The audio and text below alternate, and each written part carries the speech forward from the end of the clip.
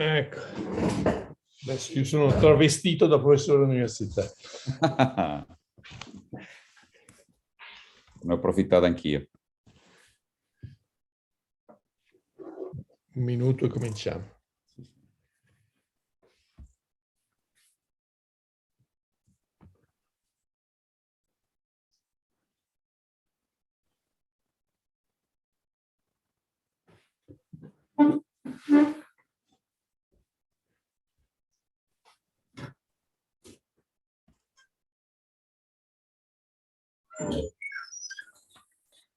Sono già un'ottantina, le persone collegate. Tu dammi l'ok che io parto.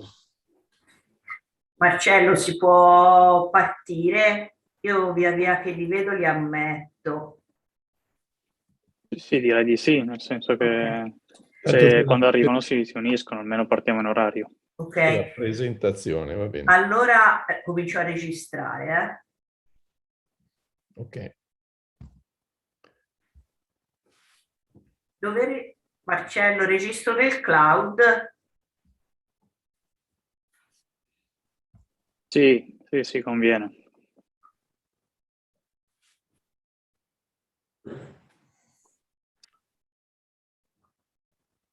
So, welcome to the afternoon session. Conviene attivare anche lo streaming live, forse, Paolo. È già attivo. È attivo, ok. Sorry. Okay. Shall I go? Yes, sorry. Okay. So welcome to the afternoon session of this workshop. In the afternoon, there will be two presentations. The first is entitled The Best Strategies to Answer Future Questions for Livestock Products. And the speaker is Andrea Rosati. I will briefly introduce him. And then the second is on the strategies to enhance long-term sustainability of agricultural system from Professor Basso. And Professor Rogero will introduce him and then guide the final discussion, the conclusions. So let me first briefly introduce Dr. Andrea Rosati. I'm Professor Paolo Aimone-Massan from Università Cattolica del Sacro Cuore in Piacenza, Italy. And I remind you that we are discussing about the curriculum number 5, agriculture and forestry. So let me briefly introduce Andrea. He is Italian. He got his laurea, the old laurea, because he's not a kid anymore in animal science at Perugia University, but then he moved to US in Nebraska, Lincoln University, where he got a Master of Science in Animal Genetics and a PhD always in Biometry and Animal Genetics.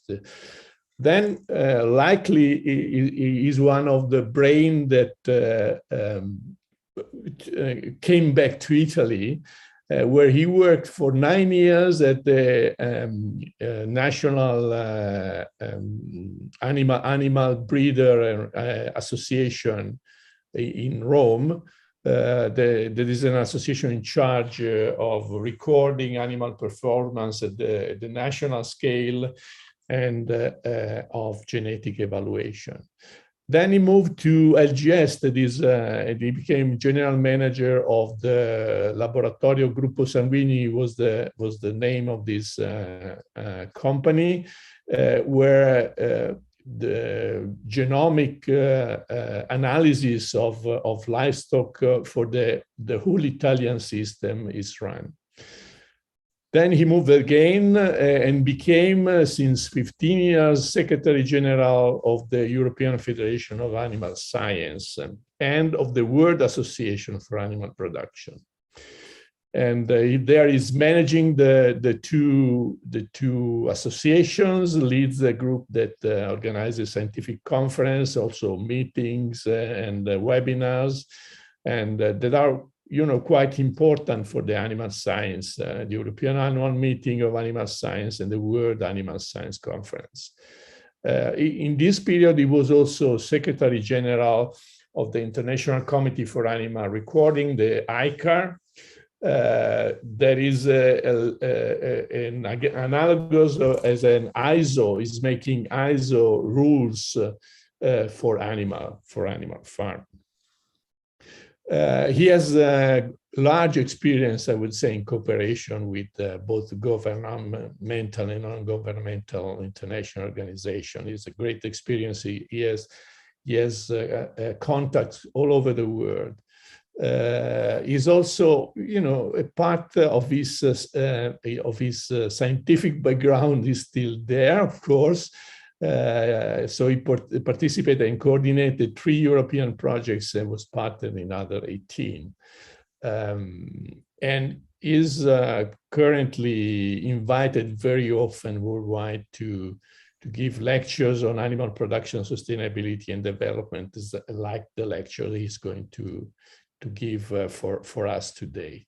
He's a co-founder of 4 Animal Science Journal and part of the management board. And, I may say something about him as a person. He's a curious, brilliant problem solver, diplomatic, is very good in relationship with people, and absolutely self-ironic. That makes his company really, really a pleasure. Okay, having said that, I would like to give him the floor as I close my my screen, and I wish all of you to enjoy his presentation. Well, thank you, Paolo. Don't know if people can see me. Yeah. Okay. Thanks, Paolo, for this very nice presentation. I'm not sure if people believe or not that I pay you, but I honestly, I didn't do it. He did by friendship, and I like especially the last line that he made. Anyway, I just let me try to see if I find the way to share the screen. The bottom of the. Yeah. I'm trying to look for it. Yeah, just a second. Share screen. There it is. Okay, I suppose you see the screen now, my screen. Yes. Okay, very good. So thanks again, Paolo, for this very nice presentation. I swear I will participate to any presentation you will introduce me, because that's my self understanding of myself is increasing. My selfish is getting better. Anyway, the best strategies to answer future question for livestock products is quite a long and huge topic that I try humbly to summarize in the 40 minutes that I was allowed. I ask you, of course, like every other speakers, to pay attention, because there are so many comments that we are doing in this presentation. And some of them it might sound like trivial or commonplaces, but putting one after the other one, my intention is to give you an idea what's going to happen in the future in livestock farming in the world. I hope I will succeed, at least to pass you this feeling. I made a summary also to help you not to be lost during my presentation. So at the end, we have 8 chapters. So we start with the current situation. Well, the global population is 7.9 billion today. It will be 8 billion in a couple of years. This is the trend. And certainly we are growing very, very much. And this is part of the current situation. And when we think about animal products, we have to think about the products, the major 3 at least that I can consider here. The first is about milk. And how will be the milk production in the next 30 years? I'm using this time for this slide, as well as for other slides later on, some projection given by major, as I say, organizations, governmental, non-governmental organizations that make statistics analysis of and trying to forecast the future. In the next 30 years, from now until 2050, the milk production is estimated to grow by 35%, which is a huge increase, despite what the people might think about reducing because environmental aspects, because other constraints about which we will talk quite a lot later on. but it will grow. Will grow because they have to respond in growing demand. And actually, as you see the number on top of this of every graph show where is the increase. South Asia will increase 64% of the current meat production South Asia has. Others are growing quite a lot, like Latin America or Africa. And Western Europe is the one who grow less, probably because there will be less demand of milk in the future. Then we talk about meat. Going back in the old times, so I like say 1960, you see on this graph very easily, I don't know if you can follow my arrow. On the left side, you see the meat production in millions of tons per year worldwide. The light gray is the beef production, and the black ones are pork production, the green are the chicken. You see the majority are beef or pork with a small percentage of chicken.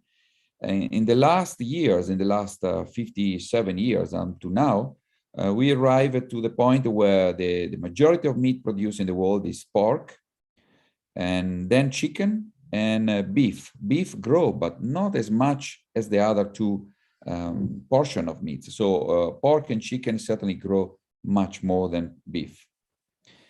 And that's also here in this other graph can show the per capita meat production, because what we saw before was the in absolute number, you know, the number of the production of meat. Now we have to divide by million of people, the number of people of the human beings in the world. And you can see easily that the available kilograms of pork per person in the world in the last 55 years double from almost 80 kilograms to around 16 kilograms per year. The chicken just skyrocketed from 2.5 to around 15 kilograms per year, while beef meat, the beef remains more or less the same, around 7.58 kilograms per person.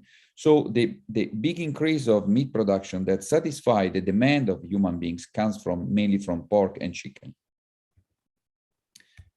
Finally, eggs. The world egg production in the last 20 years grow on the scale around 3.3% every year. So even eggs are growing quite fast. Well, number of farmers, still talking about current situation. This is a very difficult number to estimate because farmers can be, in many countries, it's difficult to say someone is a farmer, someone is not, because people do more than one job. But the estimation is around between 550 and 600 million of people who are farmers. And if you think that around 8 billion of people in the world, not every one of them works, you can imagine that the percentage of farmers in all the entire scenario of workers is certainly very high. Another thing that is important, we'll find out how, is the environmental impact due to animal production. The estimation of greenhouse gases, for instance, from livestock, which is maybe the most urgent issue in environmental impact by animal farming, is around 15%. Someone say more, someone say less, but I think most of the people believe that we're around this level. Still, we're considering the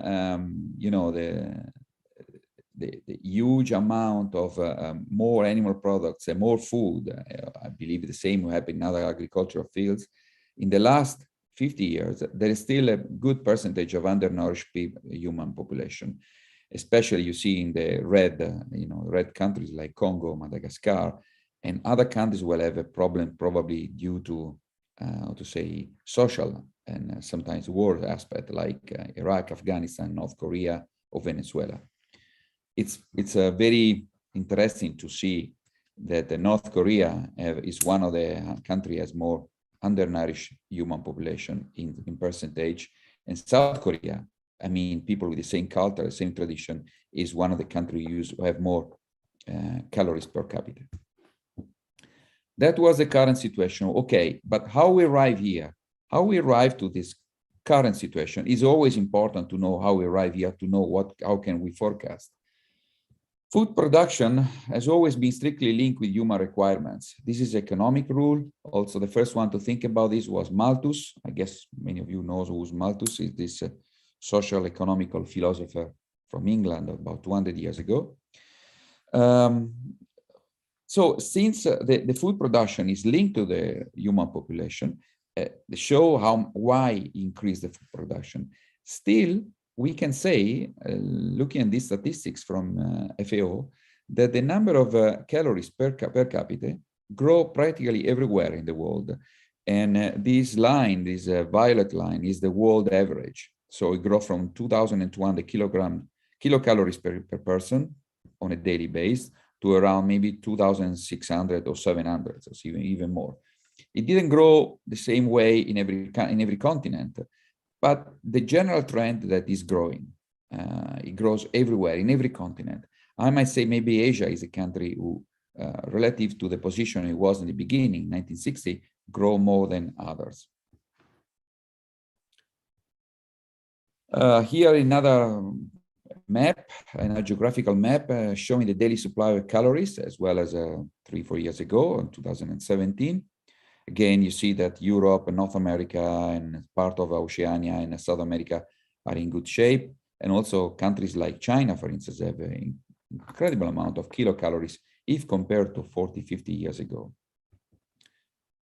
How was possible this, to have such a huge population growth and at the same time grow in terms of calories given to population and also calories coming from animal products? This is due mainly to the technologies. The development of the technologies helped very much. We started from this situation, and it's still similar like this in many developing countries, to situation where the technology is very much advanced, and per animal production, per person, working person production, it increased very much.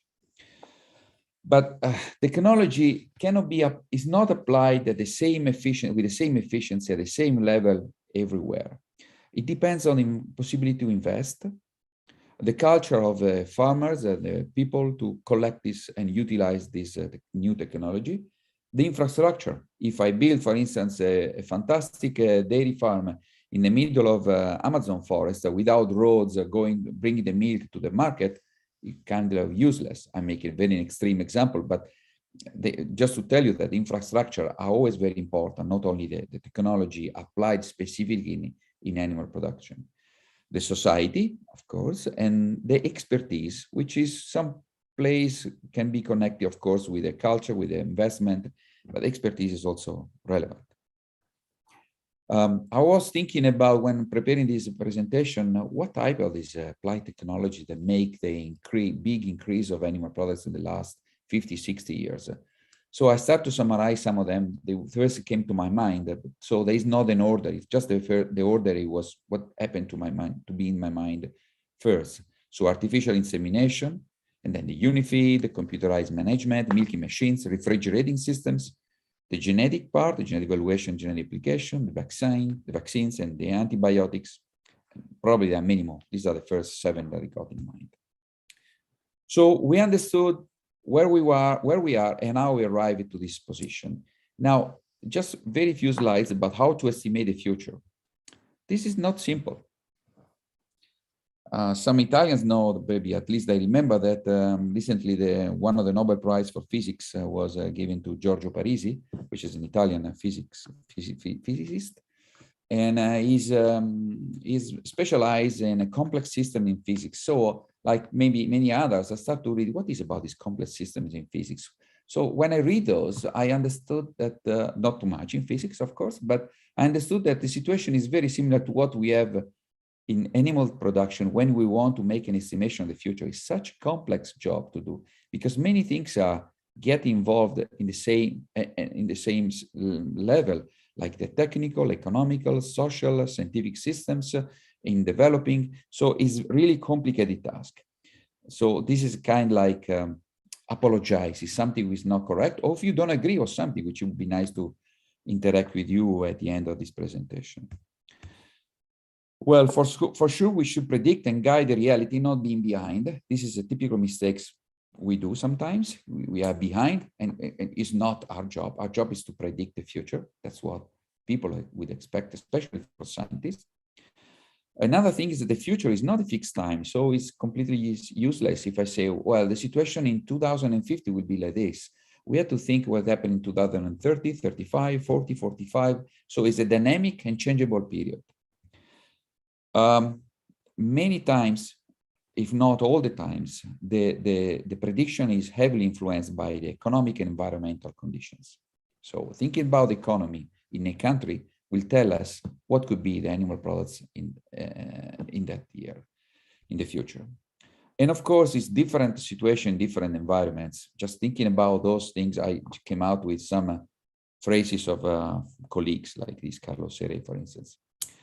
So there are many diverse approaches in the world. I summarize few of them, but like I told you before, in the physics of system, complex systems, there are hundreds probably of different approaches to consider. But here I just make something like a breeding structure is different country by country, the technology application is different, the economic condition, the support to research and how much is the research is close to the industry, the social awareness. There are so many different approaches to consider when we think about how to estimate the future. But we cannot forget that in the entire story of the animal production, there are main actors.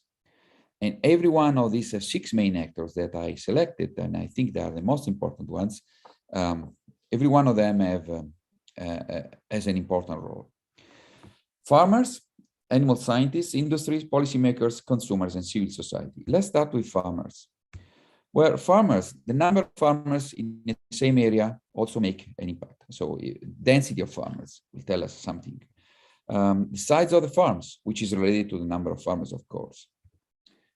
What to say, for instance, in Latin America, we expect huge size of farms. In the Mediterranean area, the size of farms are smaller. Doesn't mean that one is more efficient than the other, but this gives a different estimation of the future. The ability to invest of farmers, of course, farmers are not, it depends how much they can invest if they want to improve and apply their efficiency. And technological and economic development depends very much on the ability to invest. Vicinity to technology, if a farmer is close to technology and the chain with from the technology to industry to farmers is very short, this farmer is helped some way, is supported some way by the technology.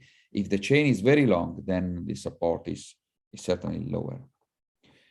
And not only the closeness to the technologies, but also to the market requirement is also very important. And sometimes to tradition, that sometimes are a stimulus, sometimes are a constraint. Those about the farmers. Think about science. In the science, there is diverse public support around the world. Some countries, like think about Europe, but also Japan, China recently, USA, and other countries around the world have a kind of strong public support for science. Other countries have less. Some countries also have strong private support, and other countries have no private support. And it's easily to understand who are the countries who have more private support than others. The other thing is it's very important to know where research is produced. A research that is produced, let's say, in North America, in Michigan State, for instance, in the dairy farms, for the dairy farms of Michigan State, certainly it's difficult to be applied in Kenya or in milking parlor in India. Something is similar, but is not exactly the same. So being close to the research, where the research is produced, is another advantage. And of course, the contrary is valid as well. Also, the links with the industry and application, where the industry is, that means where the market is, and then the farmers are supported by the industry in many aspects. I'm not talking only economically here, I'm talking about in terms of technology. And where the industry is far away, then there is less support. Some example in the genetic improvement, just because I was sure that Paolo was going to say that my background is a geneticist. So I started to think about what to say something smart about genetics. So I thought about genome sequences, talking about genetic improvement, the technology in genetic improvement, how we improve the efficiency of the animal. So the genome sequences, the genetic prediction based on allele sharing, and not as before with the pedigree relationships, or still some part of the world. This new genetic revolution, let's say, genetic improvement, allow to have a wider range of traits compared to the original quantitative genetics. And then in the future, we think about a combination in vitro, transgenesis. so and so.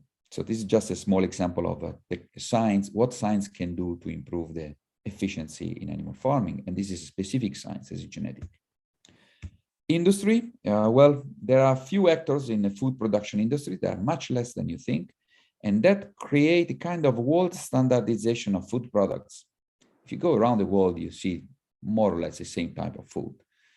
Some personal experience, when I was a student in USA, I'm talking about 30 years ago now, driving to Mexico, to visit Mexico, you find a little food store with local products, different from one place to another one. And then I went again just before the COVID trouble around the world. So I mean, maybe 2-3 years ago, don't remember exactly. And you find many more supermarkets, like here in Italy, or like in more closer to USA. So, you know, there is a world standardization of food products, given also by the industry, because the industry want to produce that products in a standardized way around the world and market it. There is a high request of production efficiency, of course, due to industry, and then important impact on animal farming. The industry has, well, I don't have even to define why this is important. We go to another actor, which is the policymakers.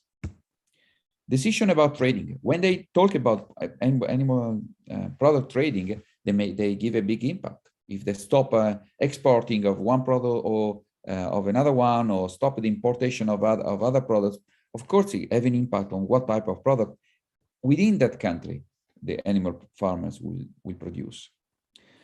They also have a selective support to farming systems. It changes year by year. Recently, all the support is given to keep the environment okay in Europe. In other countries, different, of course. The policymakers are considering animal welfare and health and environmental rules. They should do. This is their job. Some of them, of course, may give a plus to animal production. Some of them give a minus, give a constraint. And finally, the consumers. Not finally, there is another actor later on, but the consumers are also very important, extremely important, because whatever we do, go to the consumers.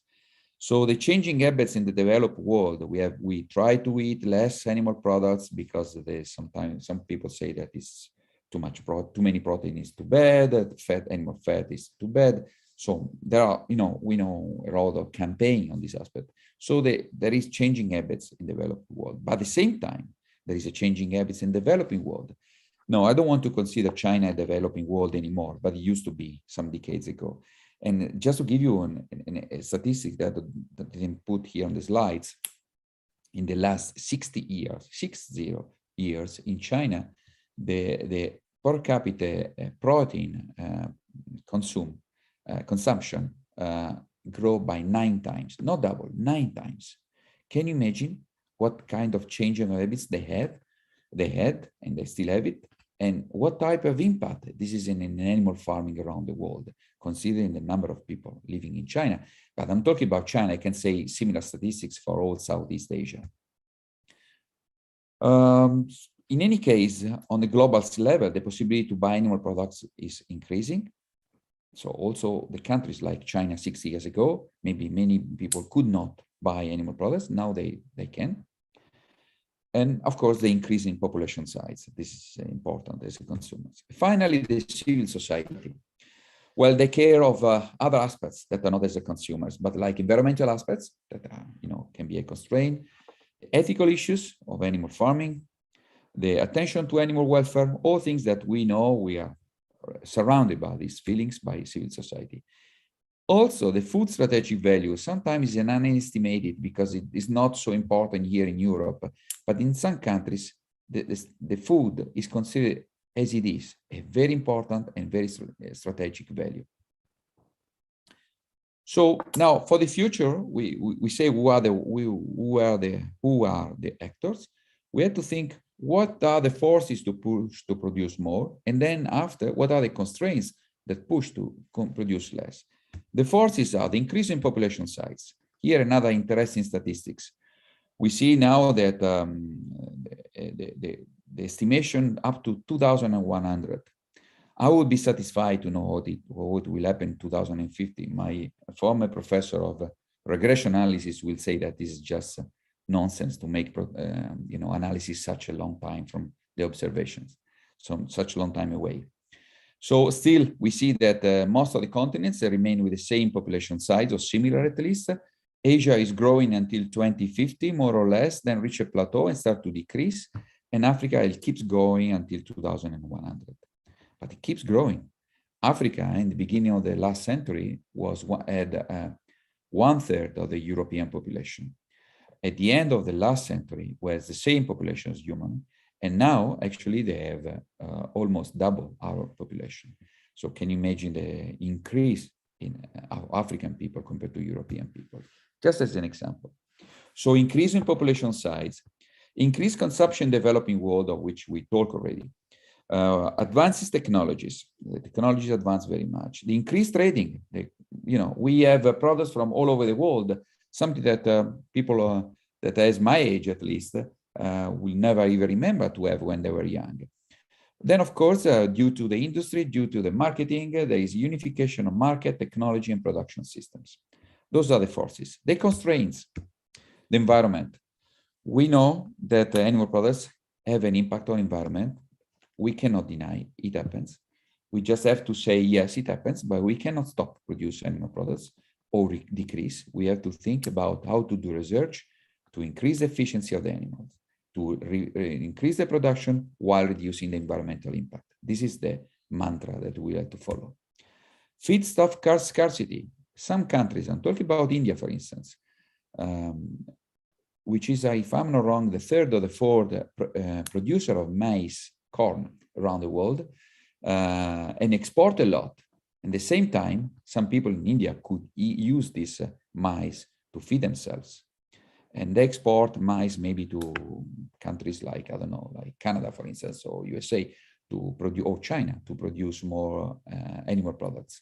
So the feedstuff scarcity is important also because interact with the scarcity of food for human people.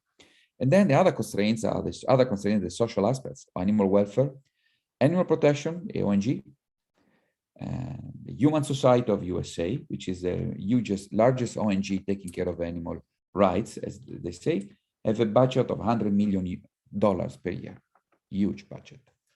The veganism, the image of animal farming in society. So these are the social aspects that are working as a constraint. And then, of course, in many countries, the lack of application of technologies. Future. The future, as you understood already by now, there's not a unique answer. The global population is expected to surpass 9.5 billion people by 2050, in 30 years. Livestock system will certainly have a major role to addressing global food and nutrition security. That means animal farming have to produce more meat and quality and affordable meat, milk, eggs, through production systems that are environmentally okay, social responsible, and economically viable. Is it possible? Don't know. As we say before, there are different answers for production systems. It's not a single answer. Different products per location of animal farming also. Now we have this other aspect that it comes out only in the last decades. There are many, animal production is getting close to large urban areas where the market is.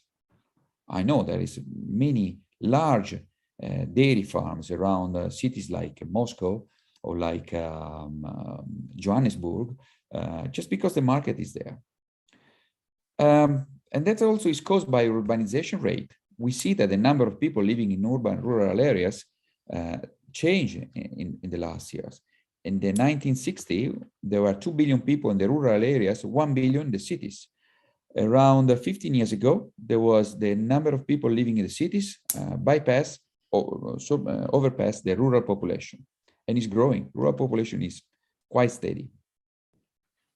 This geographical map show you which are the countries having more urban population. Usually the largest countries where the cities are confined in only some areas.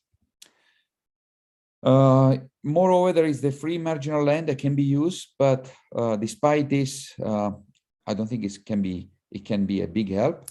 In the developing world, for instance, this is another interesting graph. You'll see here in the violet, the arable land in developing countries, how it grows from 1960 to the prediction in 2050. At the same time, we see with this cross in the blue line with the cross, you see the increase of population, and the blue line with the circles, you can easily see that the number of per capita marginal land utilized will decrease because the people will grow much faster than the growth of the use of marginal land. So it's not a big help about this. For the future milk, as I say, there's increased production. We discussed this in the first slide. Actually, there are new net exporters, countries which I never thought it could be net exporters, important net exporters of milk, like Colombia, Romania, Uzbekistan. I took 3 countries in 3 different continents. The meat from the ruminants will grow mainly in the developing countries, not as much as in the developed countries. But it doesn't grow as much as the meat from monogastric, like pork and chicken. The eggs also will keep growing. The social constraints are very important in Europe, North America, and Oceania. I think everything started with the fact that we have a humanization of animals. We don't consider animals like farmed animals, but like other human beings. And I believe this comes from a situation like this one, or Disney movies or something like this. We think animals, maybe not us, but our children believe that animals are human beings, where they are not. Diet change. For some reason in Europe, North America, Oceania. Social images of animal farming is also very negative when you talk with people who are not connected with agriculture. In Asia and Africa, the social constraints are different. The urbanization, massive urbanization of people in Asia and Africa, immigration from one country to another country, as well as even worse problems like war or something like this. Vicinity to technology development, the developed world. We have a short application chain. We will have a higher cultural background. I'm thinking about next 30 years, what's going to happen. Scientific research will grow. The ability to invest in development also is growing. We are close to rich markets, and the labor costs also will grow. And that also will have a push on the increase of efficiency. In the developing world, actually, is what I say before in the developed world, but practically the contrary. And what I have to do is that to follow the same route that was paved by the developed world, but it's not easy. Conclusion. So I ask you just the last 5 minutes or maybe a little more of attention, because we are going to the conclusions. There are no graphs, so I know it's not easy to keep attention when you only see words, but it's important because I try to summarize everything that's been said before. So several conclusions. As I said before, there are different conclusions for different areas, for different places, for different products. So it's incredibly difficult to put all together in one single conclusion. We try with the last slide though. So, but now taking here and there, the areas where they have export livestock production are very good now, will be even more in the future. And it will grow. The production per person is heavily influenced by the labor cost. Labor cost is very cheap in developing countries, but when these countries start to develop, the labor cost is grow, and also the production per person has to grow, because otherwise there is not efficiency. Also, there is the competition with the possibility of the labor of the per people to find job position outside of animal husbandry. And often when they find it, they go away. The population intensity, of course, drive production increase, is clear. The agricultural production increased by 70% by estimation by FAO in 2050. There were in animal farming fewer breeders worldwide, so this happens everywhere. In Europe, it happens massively in the last 50 years. In USA as well the same. And in fact, in USA, you see in the beginning of the last century, there were 41% of the people, of citizens in USA, or the workers, sorry, were farmers, 41%. Now only 2%. Can you imagine? And the same will happen also in the developing world, is the road they have to go. The production is going closer to urban areas and to the market. There will be, as I said already before, more efficiency, more professional qualification. Precision animal husbandry will have a big impact in many countries, but I just want to summarize a few of them. USA and Europe is more obvious. We expect this. Brazil and China were less obvious 20 years ago, is getting clear now, because those countries invest a lot of money in agricultural production. And so precision animal husbandry is one of the main technologies to increase efficiency and increase the production. About revolution genomics, we talked already before. We also talk about the most standardized productions, both for the applied system and also for the product. So there is a huge standardization effect going on around the world. So when we make forecasts, we are wrong if we think a livestock production will be ecological, organic, or conventional. Sometimes I hear this thing discussing about it will be more ecological, more organic. I well know, and everyone knows, I'm sure, when discussing in this discussion today, that the importance of the environment for animal products. But I believe at the end of the day, this is incredibly important. But when people starve and when people ask more food because there are growing number of people in population and they can afford to buy it, it's difficult that the market will not offer it. Maybe we stop in Europe, maybe in other countries, I'm afraid it will not. So we only have to work to increase the efficiency and decrease the environmental impact per kilogram of product.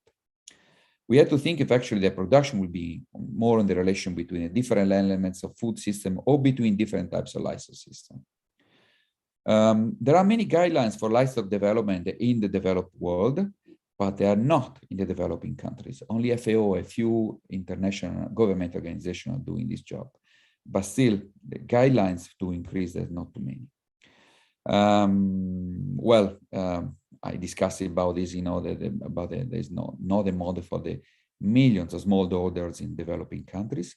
And they are strategically very important because they feed the people of the poorest areas in the world. Where on the other side, the profitability is the concern globally. The challenge of the future are finally specialization, diversification, and integration at different scale. It sounds only words, but if you think a little more, and of course I don't have the time now to explain everything on this word, within this word, you understand what I'm talking about, I'm sure you do, and you understand that it's very important. But still, the global difficulty is maintaining the profitability of animal farming. If animal farming is not profitable, no one will be an animal farm, and that will be a problem. So we need to work hard to make the job of animal farmers profitable. The exporting countries will still have the room to increase their production. And as I said before, the research is dedicated with the environment to decrease the environmental impact. Around the world, there is the heterogeneity of farm size, so don't trust too much when people say the farms will be large, will be small, will be medium, will be like this. We're different. In general, will be larger, but this on average, talking about hundreds of millions of farms.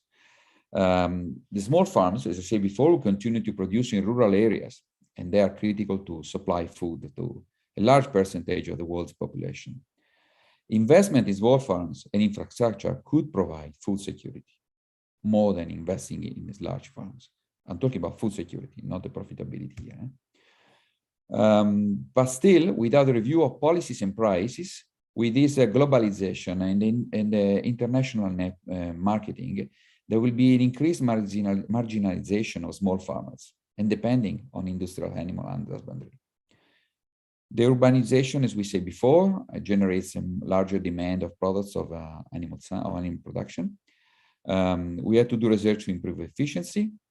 Climate change is, as we say, the big elephant we didn't consider so far, will lead certainly to animal health and fodder supply problems. It requires another workshop about this, so I will not spend more time on this.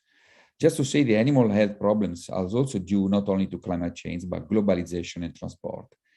And it's clear in developing countries because often there is a hot climate and they try to adopt intensive system because when the people get too many, there's no room for animals and they have to move from free range animal production to intensive systems. Well, it's not very useful to discuss global solution for different environments. We said this many times already. For sure, we will have to face an increase in consumption of proteins of animal origin from every country in the world, regardless if they're rich or poor. Also, the increase in consumption of fish will have an impact. I didn't talk about aquaculture here, but also that will be an increase, very important. At the end, we are all looking for a sustainable livestock farming. I found many different ways to describe a sustainable livestock farming. This one I like, the one I like the most, and we are getting close to the presentation. I think as I can read this, I would love to do it because sustainable agriculture is efficient production of safe, high quality agricultural products in a way that protects and improves the natural environment. So not only protects, but also improves the social and economic condition of farmers, their employees and local communities. They safeguards the health and welfare of all farm species. You think there are so many objectives in one single phrase, which is almost impossible to reach, but at least we have a polar star to follow. At the end, the sustainable livestock farming can be summarized in three main areas: environmentally sound, economically viable, and socially responsible. And at the end, summarizing again, is the economy that lead the history of the future of animal products. So conclusion, the farmers are less farmers, will be more efficient, closer to urban area. Science will have to do research activity more linked to industry and to short-term objective, and also have to disseminate more to civil society and policymakers. Industry will have a guiding role. They have to do some lobbying to policymakers. They have an impact on standardize the market and the product. Policymakers are influential in our part of the world for environment, welfare, and ethic issues. In the developing part of the world, for the strategic role of food production. Consumers, we talk about the consumers already. There will be less beef meat consumption, minus 40% since 1970 in USA, for instance, and more chicken meat or pork meat because it's cheaper and give less environmental problems. Developing world consumer require much more animal products. We just have to feed them more. And finally, civil society, they are influenced not often by scientifically based issues like having less meat production, which is not realistic. More extensive system they want, but that means more production of greenhouse gases. And again, the trouble of humanization of domestic animals. But they have a powerful influence on policymakers and as consumers, therefore to farmers and industry. So with the request of massive increase of animal products and the relative constraints, the chances to keep at the same level the environment to satisfy the global requests are limited. So despite the possible efforts of some actors, and the current and future world does not, I'm sorry to say this, favorite a solution that we can think by now. Thanks very much for your attention, and sorry if I take more time than I should, but I try to maybe run too much. Thanks very much. Thank you, Paolo.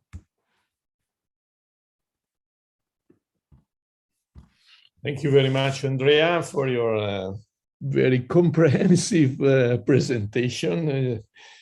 That you really has a view of the system, a view of the problems from a large perspectives, like you were looking at the world from, from the space, from the space. Yes.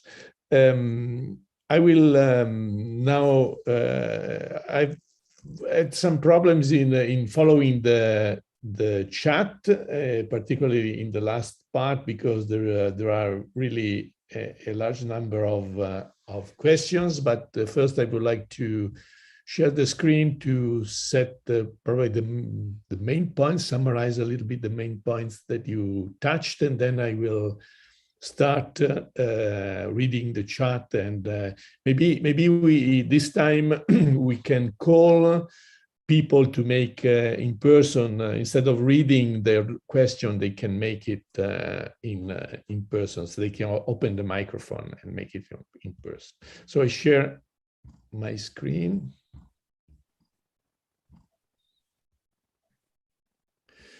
So the main issues, I mean, difficult to summarize what you said, but basically the future of livestock system depends on very many variables, starting from policy, funding, science, society, economy, the environmental issue, also the organization, the local organization, the different ability of organization in the different countries, and the skills.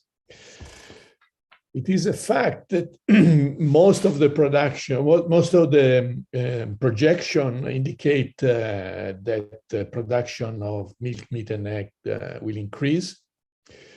The forces that are pushing this increase are the population growth, the technologies, globalization in trade, diet change in developing countries as soon is associated to development is this change in diet and the increase in the consumption of animal products. The constraints are the environmental impact. It is about 15%, and in particularly greenhouse gases. And then I added also the use of antibiotics in the farm. That is a clear constraint and needs to be reduced. Social constraints, this is particularly in developed countries. Lack of application of the technologies and skills in developing country, land availability, and diet change in developed countries. Still, instead, in spite of the fact that there is more food available worldwide, more calories, there is still almost 1 billion people that are undernourished, or I would say that are not nourished properly. You indicated, and I agree, that technology development cannot be applied at the same level everywhere. So I wonder if technologies really are farther enlarging the gap between developing and developing countries.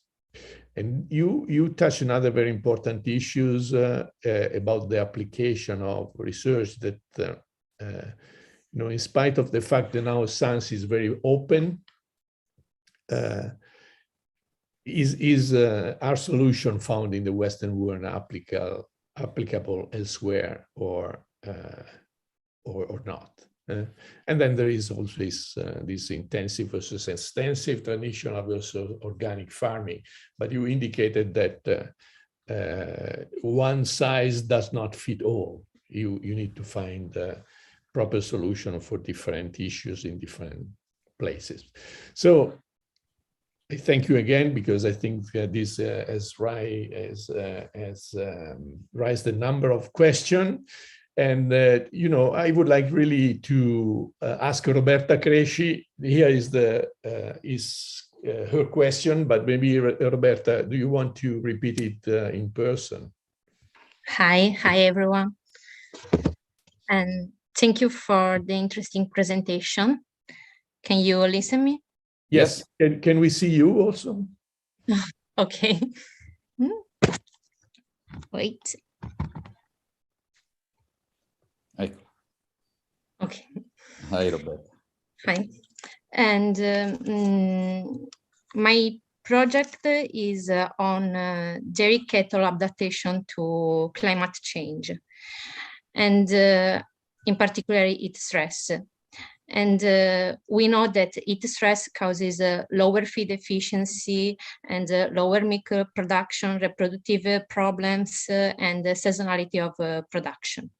And we want to ask if we have, can we use data from management software, from automatic milking and feeding system, and genomic to select more heat-resistant and efficient animals? I think so. It's a very good idea. It's a good, very good field of research. So I'm happy that you do it, because it's what we need. Climate disease, but again, going back to what Paolo said before when we summarize, is something, again, a technology applied to our system, because this is really an issue for our latitudes, let's say, like this area. Other areas have different troubles, and with the climate change. I didn't talk about climate change because I need another hour, and I don't know if I will be able to survive another hour talking. Maybe you wouldn't survive to listen to me for another hour. But no, the climate change will have, I'm afraid, from humble perspective, that will create big troubles than only what you say. That is extremely important and already have an impact on our production in our area. Think about the climate change the day that will start to change the monsoon systems in India. 1.2 billion people, more or less, live and eat in that area. And if there is a change in agricultural production, locally, there will be a disaster. And so far, nothing happened. But talking meteorologists, they even cannot, at least so far I know, cannot forecast what is going to happen. So I'm happy. It's a very good, important topic that you do it. And taking information from the, precision livestock farming, all these sensors in the farms and the genetic will certainly help. But again, it's something applied to our systems. I'm afraid we'll have to face a bigger trouble other areas of the world. Yeah, okay. Thank you. Thank you, Roberta. Okay. Sorry. Next one is Martino Faravelli. Hello. Hi, can you hear me? Yes.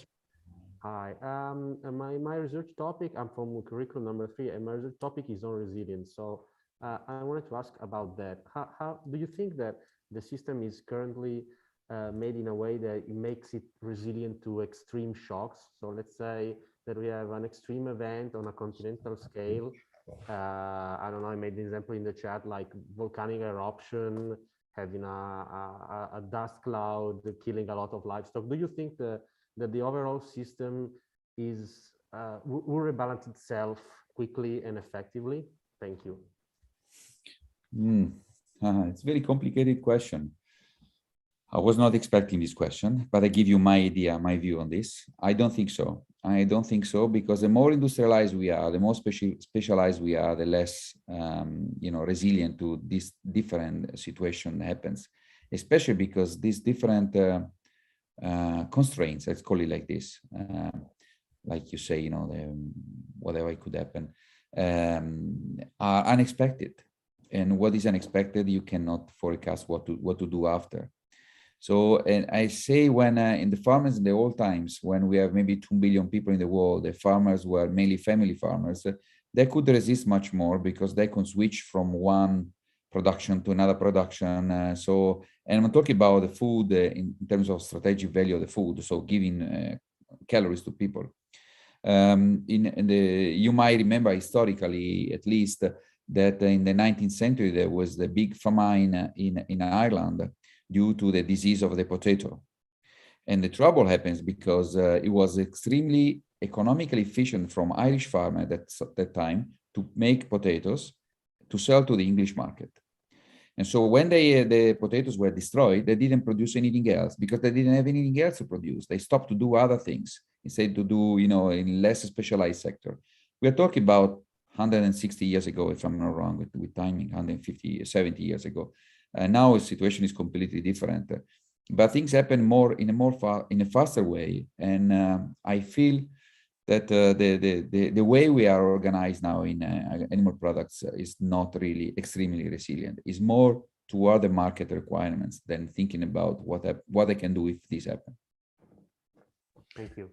Thank you very much. Next is Giorgio Dalmaso. I think his question is the same as that of Wilfredo Barrera. So, Giorgio, can you talk? Which is your personal opinion about plant-based meat? I'm from CU1, but I'm a vegetarian, and I want to know only your opinion. For curiosity. Oh yeah.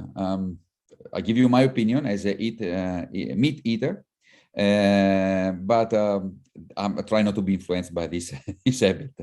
I think we'll have a market. Now it's still niche market. We might have a bigger market in the future, but will not solve the problem at all. It's just a solving problem for a very small number of people. Because when you think about developing countries, if you go there and talk with the people from Indonesia, Kenya, or whatever, they will tell you, I want to eat, live, and dress like a Western person. And they don't care about this everything else. So we are on the next level. No, some of us is in the next level, vegetarian, veganism, which I don't condemn. Everyone has his own habit and is free to choose. Maybe I like it some way too. But I think it's only for a small number of people and will certainly not be a solution for anything. Thank you. Next is Sarah Bianchi. Hello to everybody. I was thinking about the negative impact that intensive animal farms can have on the land consumptions and use of natural resources such as water and other one. And so what about, what is in your opinion, the possibility to move to a more vegetables diet in order to respond to the amount of the food demand per capita, and so to use these natural resources to have a healthier diet for everybody? Thank you. Sarah, in general, I agree with you. It's a very good idea. It should be like this. We have to consider all these aspects when we think about what type of future animal products we will have. But it's not us to decide, and there's no one can decide in this way. And I'm afraid that the request of the larger part of the population, we're talking about, 7 billion people will come from Asia and Africa. 70% of the people in the world in 2050 will come from these two countries, made mainly by developing countries. And they will ask for eat meat, egg, milk. And yes, we could change their habits, invite to change their habits with the cultural movements. But the cultural movements works here in Europe.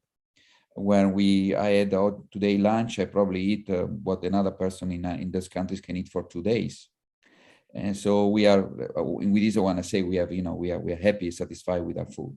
When you go to people that are looking just to improve their situation, to increase the quality of their life, they don't care about the water supply or everything else. And it's even less possible that the local governments will do something, because we know those local governments are not the best in the world. And I don't want to say anything else. But so I don't think this is possible, Sarah. It's desirable, but we have to face the reality.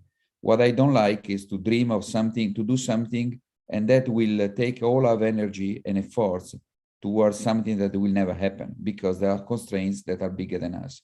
What I would suggest instead, to do research, public, especially paid research for supporting animal products efficiency, decrease the environmental impact.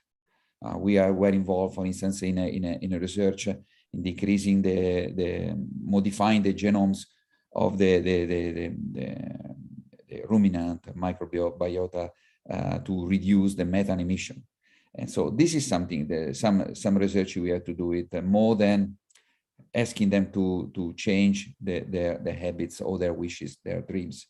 You might not remember, because you are much, much younger than me and Paolo, who are more or less the same age. But when we were little kids in the 60s and the 70s, the dream of our families were to give meat every day, because my grandparents couldn't have it. So for them, the possibility to develop, to become rich, to become wealthy, is to have the possibility to eat meat every day. Now, project the desires of the Italians during the Second World War, or right after the Second World War, to what happened now in the developing world, and you see what people want. Sometimes we wish they want what we want, but it's not the same. It's different.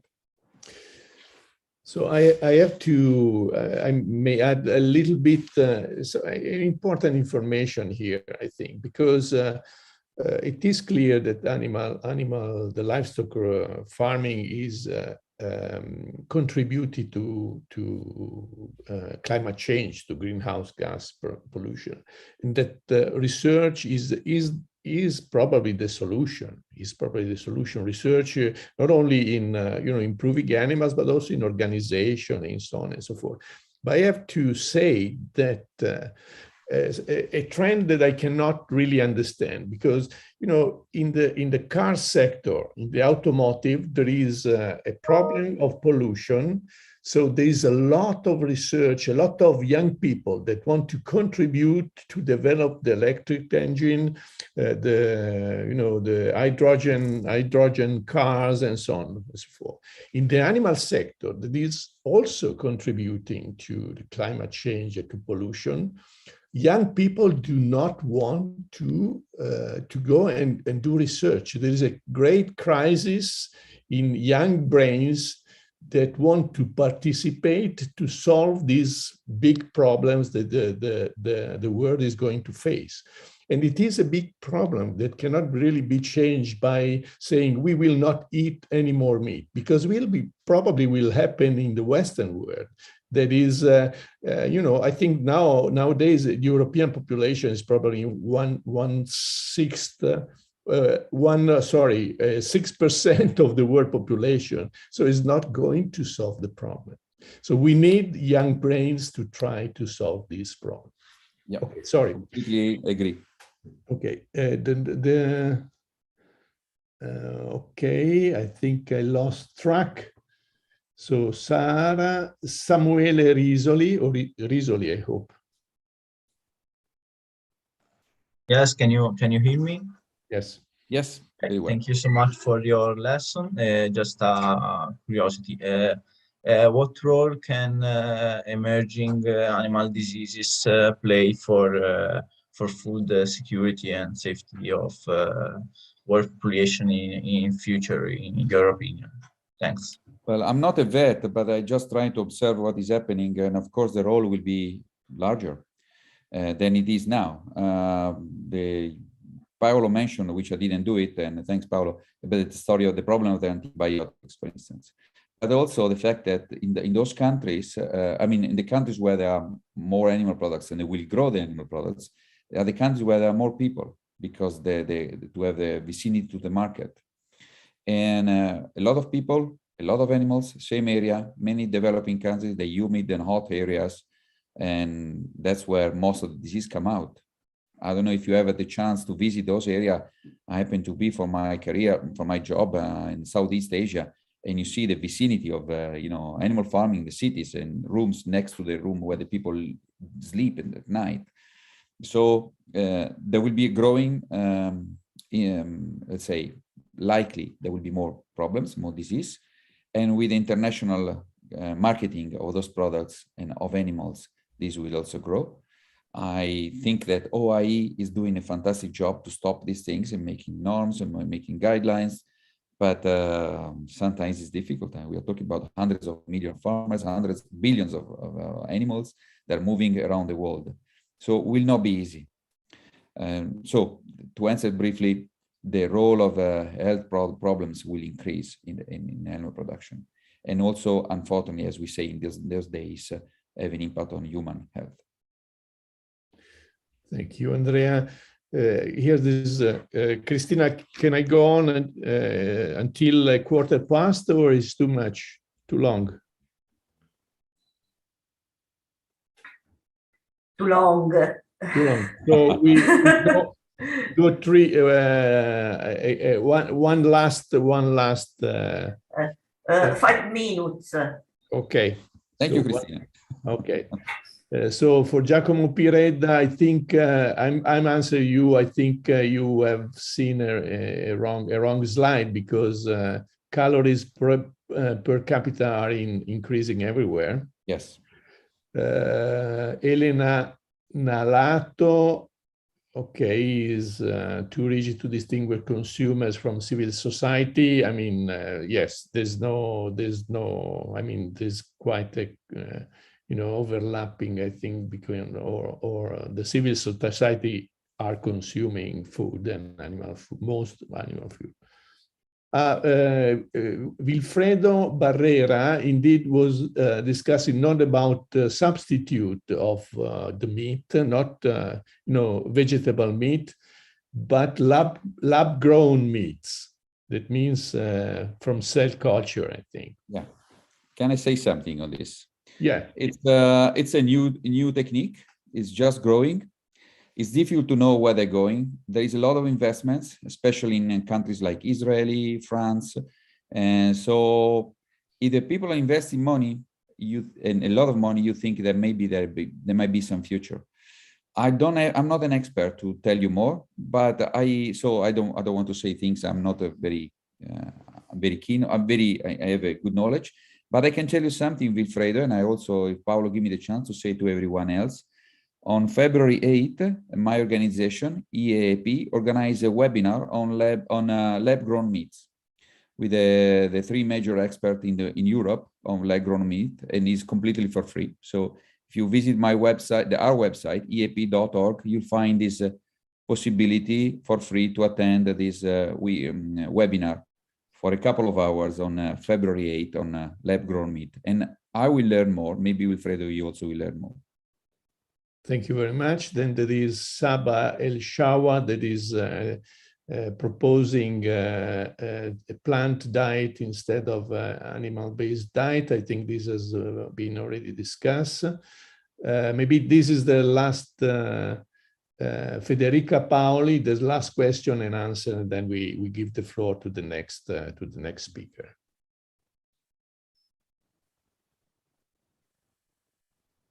Federica? Her microphone is broken, so she's not able to talk. Okay, so I think Andrea, thank you very much. I would stop here, not to delay too much. There is still a lot, but very many other questions from the audience. So I will cut and paste the chat, and maybe if you have time, you can with pleasure give some of the answers. But thank you very much. I think that the presentation was excellent. The discussion even more, quite interesting. It's a pity that there is this time constraints. With this, I thank you again very much, and I leave the floor to Pierpaolo Rogero for the next speaker. Thank you. Thank you, Paolo, to everyone and all the participants who had the passion to listen to me. Thanks very much. Paolo. Yes, thank you. Good afternoon, everybody.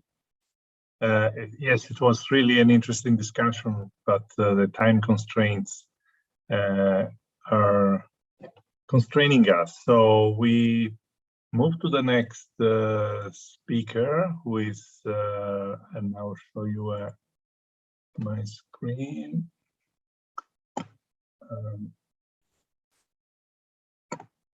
Yes, we are always within the curriculum 5, and I am Pierpaolo Rogero from the University of Sassari. I will introduce to you Professor Bruno Basso from Michigan State University in the United States. He's a University Foundation professor at the Department of Earth and Environmental Sciences. He's also fellow and member of the Board of Agriculture and Natural Resources of the American Association for the Advancement of Science. And he's also a member of the Scientific Advisory Board of the United States National Academy of Sciences. He's also affiliated to the American Society of Agronomy and Soil Science Society of Agronomy, and also advisor of several United States government bodies and private firms in the US and European Union. He was prized a lot among these for the Innovation of the Year in 2016 and for the Outstanding Faculty Award at the Michigan State University. But he's graduated at the Master of Science at the University of Naples, Federico II, and he took the PhD at Michigan State University. So he is from Naples. He is an Italian researcher who moved to the United States for his PhD, and after several years also spent in Italy at the University of Potenza, Basilicata, he moved definitely to the United States. He's an outstanding scientist in the field of agroecosystems, modeling, sustainability, digital technologies, water and nutrient cycling in agroecosystems, on future climate. He's got artificial intelligence global patents, and he works also on land productivity. So it's really a pleasure for me to introduce Bruno, who's really one of the most important scientists in the world on agronomy, probably the best Italian scientist ever in the United States, working in the United States. He really is providing an excellent contribution to the advancement of science in agronomy all over the world. He worked all over the world, being based in the Michigan State University. So, but beyond this, he's really a very nice friend, and I'm sure he will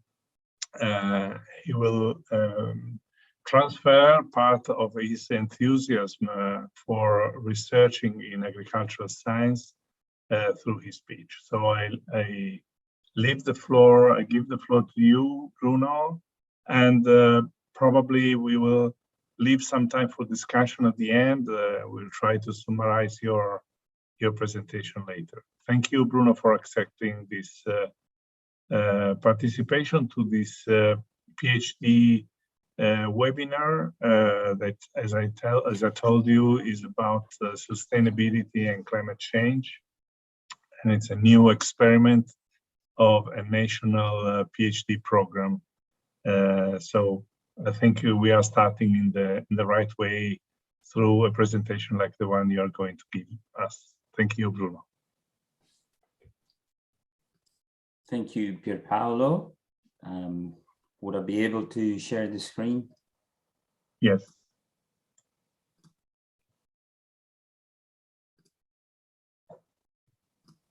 I'm still not allowed. Not allowed? I'm still seeing your screen. Oh, sorry.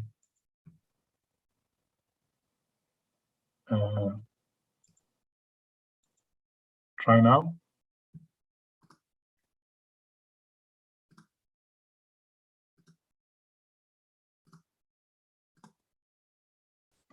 Yes, we can see. Working, great. Yes, thank you. Well, well, as you heard, I'm Italian, but I'm delighted to present this work to you in English, since the program is in English, and I really congratulate the organizers for putting together such a great interdisciplinary PhD program. I accepted the invitation, obviously, because of the close relationship, friendship, and esteem that I have for Professor Ruggiero, but also so he doesn't think it was just about him, but also because I really value young researchers coming to such, a complex sets of challenges that we face in sustainable development. And your program has climate change as one of the challenges, but as you'll see, there are several others that we need to tackle. So I was asked to put together a little bit of an integrated sort of approach, and as Pierpaolo mentioned, I am a very passionate scientist, and with quite a bit of optimism. I still think that despite the challenges, we're working towards several solutions, and it's mainly the complexity of the human behavior as well, and decisions made with different priorities that make these biophysical challenges even more complicated. So we don't have to deal just with the biological or chemical challenges, but it also with the human mentality that is often a major problem. And so the strategies are really intended to be more of a potential solution, as you'll see towards the end of my talk. Just briefly, you may have heard, I haven't had the opportunity to listen to some of the other talks, but we have this paradox, global food and water. We need to produce more food under, increasing climate change, less water, feeding more people. We only have 11% of the land is allocated to arable lands and permanent crops. And so it's predicted that the world will have to grow more food in the next 50 years than what we have produced over the past 10,000 years. So just some quick bullet points. The reason is, despite the fact that we only have 11% of land allocated, let's say, to food production, agriculture uses 70% of the global water withdrawals. And agriculture and forestry, often seen as follows, and other land use, emits between 19 and 24% of the total 50 billion tons of CO2 that we emit annually. And 18% of the land is irrigated, and of them, about 200 million are located in low-income countries. So we expect that there will be more demand for irrigation in many places, and that will be quantified in about 50 million hectares. But the amount of food that is water plays such a critical role that there will be greater demand for water. So first of all, just again, not knowing necessarily about the background, I wanted to give you a sense of how critical the agricultural system, food production, or management of land under the word of agronomy plays a critical role. We produce about cereals together, produce about 70% of the numbers are pretty equal about acreage as well as the number of calories that we produce, making all the other sectors quite a bit lower in terms of calorie that they supply. So both the animals, the fish, legumes, roots, sugar, vegetables, fruits, and so on. So the majority of the land is occupied by these three crops: maize, wheat, and rice. There is not just a pressure to produce more food, but also to use food more efficiently. That is always, nowadays is brought up a little bit more, but about a third of the edible food is pretty much wasted. And that is quantified in about close to $1 trillion worth of dollars that is wasted every year worldwide. The variation between the amount of food waste goes depending on where you are. In the high income countries like Europe, US, Australia, the food supply, the waste is often after producing it, on the shelves. In developing countries is much more because the food cannot be stored well and gets spoiled, and that's most of the fresh fruit or vegetables that they are produced. One note of example that it's coming, since I don't necessarily live close to it. Detroit, I live close to Detroit, and they have a significant amount of similar sorts of application, but one of the most sustainable cities actually is the city of San Francisco, where it has no food waste. Food waste, actually, people are penalized if the bins where food waste goes into a container that is generated, it goes to producing compost, versus if you have the container where everything else goes and is heavy on that, then citizens get a significant amount of penalties in the form of taxes. So they're really encouraged, to do better. We certainly have not done a good job in managing our lands. We're still, both in developing and high-income countries, the city of Houston has no plans of extending, and so we're losing the most productive land, with very high organic matter, deep soil, black soils for urbanization. Obviously, in other places, both in Southeast Asia and Latin America or Africa, we're losing a lot of the land to urbanization. Then we have forest fires, land degradation, and a major threat where agriculture is really responsible, which is the deforestation, because of the need to produce this additional food. In many cases, leads to that major problem. Obviously, you're very well aware of how much, if you pay attention to these, how the temperatures have changed it. You'll see that there is a predominance of lighter blue, cooler temperature, moving a little bit into the oranges. But when we reach this is for every single country on the planet, when we reach the close to 2000, predominant color is red, and it's basically every single year is just about, it's a record temperature. And so, as you'll see on the graph on the upper right side, we have basically warmed the planet by 1.3 degrees at the moment, with increasing climate variability and extreme events. So one additional threat that comes from agriculture is the soil erosion. For some of the just not sustainable practices, very deep, heavy tillages. And so we lose about 1 kilograms of soils for every 50 kilograms of corn that is produced in the US Midwest. And so that's a very large amount of areas. So 7 million hectares of farmland are lost to soil erosion every year. And you probably have studied this, and it takes hundreds of thousands of years to form one brand new cubic centimeter of soils. It takes few minutes to lose several kilograms. And one of the reasons, with this just very simple example, most of the eroded soils are not covered. So we have the same here. You can't basically work with a soil that is completely bare or not protected by either cover crops or residues from the previous crops, because the intensity of the rain breaks the aggregates and takes water along with the particles.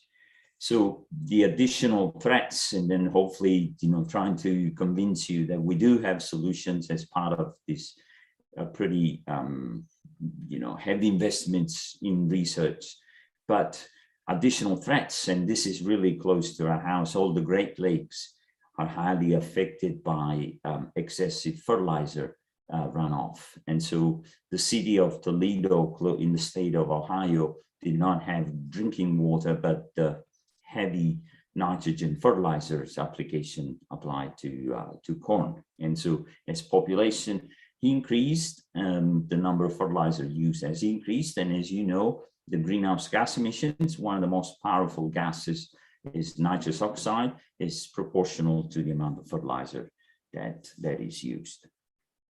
We have a connection, with agriculture and food production with water, and so we calculate water footprint. And it's important just to give you a very rough overview that depending on how efficiently we use rainfall, then we can quantify the green water versus blue water. So how much of the food produced comes from irrigation.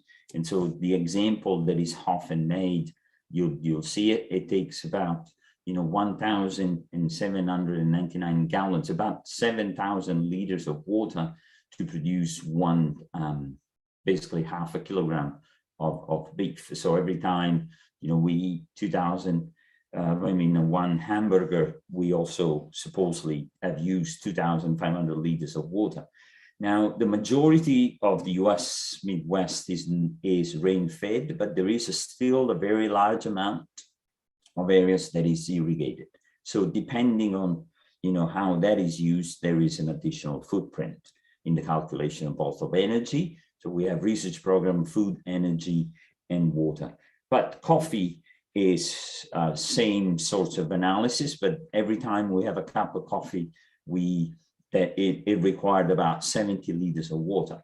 The problem is that, the advantage is that coffee is grown in high rainfall environment, so it doesn't matter. It's a calculation that just gives you a general ideas, but that water was still occurring on the ground. And so it's just a way of quantifying the efficiency. Same thing, 90 liters of water as we're all familiar in Italy, most of the grapes are non-irrigated, but in some parts of California, they're heavily irrigated. And so there is an additional footprint. So when you want to do a truly sustainability assessment, you have to account energy footprint, water footprint, carbon footprint, nutrients, and see what are the trade-offs in obtaining, the highest efficiency of each of these nutrients, such that, we define a system sustainable. So this type of analysis shows actually we're not necessarily doing well in the sense that we currently produce as much as we use. And so if there is a major, natural event of not being able to produce, we basically wouldn't be able to, go for very long, since our, cereal stocks are pretty much about only 500 million tons when the normal consumption is about 2,000. This is also an interesting overview of seeing where food is produced. And so the areas in red, as you'll see, the major, what we call corn belt of the US Midwest, that goes from the Canadian prairie and all the way to, the US Midwest, where I'm actually located. But in the other parts, I guess we can spot the Po Valley, and but other places besides the North China Plain, India and others, they have a very strong overlap with urban land, which means there is much of that subsistence. They basically, the food that is produced is consumed, whether it's urban agriculture. And so the massive amount of stocks and production comes from, those areas that I've just mentioned. And if we don't, increase production over those areas while maintaining productivity, we don't necessarily could very much, face the level of, population increase, because food needs to be produced in the areas where it needs to be consumed. And increases in agricultural production can be obtained with these basically three approaches. It's very, very simple to think about it. Either we increase yield, or we expand areas, or we have more crops as intensity, more crops on the same piece of land. Well, as you see on a global scale, all the increase has to come from yield increases, because we have very little possibility of having land expansion, except some parts of Argentina are still unexploited, but we still have to identify the consequences of turning some of those, current prairies into, and avoid another dust storm like happened in the US and others. But most of the yield increases for the future, the increases in agricultural production has to come from greater efficiency of production through greater yields. We could have double cropping and increase some of that in places where climate change is being shown to be a positive source of impact. Like many of the cold places, I had the opportunity to visit Siberia, and obviously they are potentially a winner. They gain about 2 months or so of growing season, and so potentially you could grow greater yields, as well as an additional short season crops, and as well as some of the Midwest. But we have succeeded in the past, and so I know some of you possibly know about it, have heard about it, but some others, I'd still get surprised that they may not have heard the word green revolution. And so the green revolution was basically an event that happened around, the 60s, between the 60s and the 70s, mainly pioneered by Norman Borlaug, who was an agronomist and plant breeder, who developed new cultivars that they were responsive to fertilizer. And so these new genetics allowed to yield of wheat in India to go from 0.8 of a ton to nearly 3 tons. And for this impressive amount of work, Norman Borlaug was awarded the Nobel Peace Prize. I had the pleasure to talk to him and work with him several times, because as part of my PhD, I spent time at CIMMYT, the Center for Improvement of Maize and Wheat Improvement, where Dr. Borlaug was based.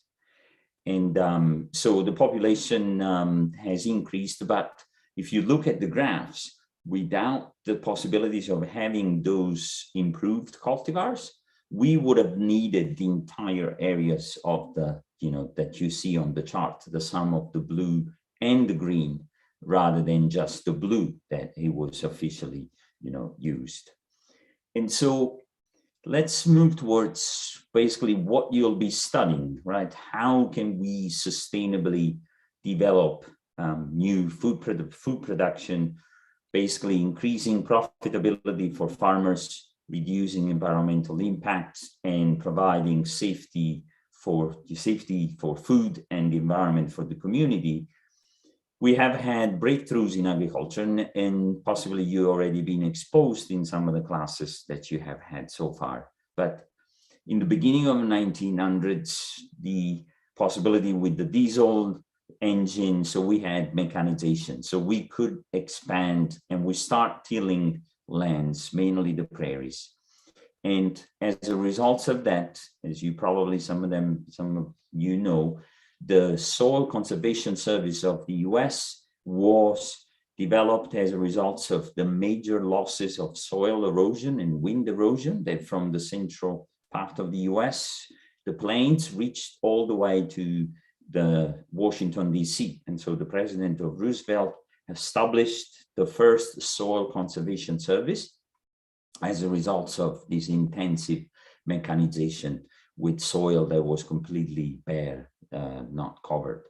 In the 50s, we got the advent of chemistry, and so we started to see responses of plants to nutrients. And the fertilizer, as you know, chemical synthesized fertilizer are able to supply nitrogen when the plants need it. And in the opposite situation would be in organic amendments, which would still supply nutrients, but it would supply at a rate that may not be sufficient when the plants need it. It could potentially continue to supply nitrogen when plants don't need it. So organic amendments do not necessarily avoid not losses of nitrogen. So it's much more complex than that. But the excessive use of fertilizer has really led to an increase in production, but also environmental impacts, as you have seen. In the 90s, we had biotechnologies, the beginning of improvements. And so right in between the 50s and 90s, that's where the Green Revolution was. And you have biotechnologies and the beginning of the new genetically modified organisms. And in the 2000 years or so, 2010, it's much, much more about, we know enough about some of the system, we have collected data. And so it was the era of the data sciences because of all the possible things that you see there as sources of data collection, satellites, drones, even in plant breeding fields, all the omic sciences, you know, metabolomic, scriptomic, and so on, microbiomes. But what is the future in front of us? And so it is very much in the direction of using these data to basically start developing what we call digital twins. And these digital twins are operations or services. There's a proper definition. I heavily work on those, where we basically reproduce every single details of the physical world on a computer. And so going from very detailed gene modeling or process-based modeling, but a digital twin has a proper definition of a virtual model of a process, of a product, or of a service. So everything now can be designed with all the possible level of details on the computer before it gets delivered outside. So there is the most investment in US National Science Foundation is into this sort of approach, whether you may think it's not just engineering, it's how genetics is done in the lab. But as people working in the field, as we do, you will always need to have responses of these new designs. And so it is really through a system approach that you start understanding how this new design, the computational sciences, could shape up the next agricultural revolution. So one of the aspects, going back to the field and to, you know, more of what we may be more familiar with, there is this new sort of approaches called regenerative agriculture. It may just seem maybe just a different name for you, but it comes with a very strong level of meanings. And because you don't just want to become, you know, sustainable, you want to build up and you want to regenerate systems that they were degraded. And the point is to be able to have, as you will see, hold the healthy connection, healthy ecosystems produced through soil, water, carbon sequestration. Healthy foods allow to have healthy farmers in the sense of, you know, profitability and social well-being. Healthy community will produce healthy ecosystem, and that all through a regenerative agriculture approach. And so as principle is something that we used to see much more frequently. And so you have high diversities, which we don't see that even in Italy. In some cases, we have gone on a much shorter rotations, sometimes, you know, monocropping.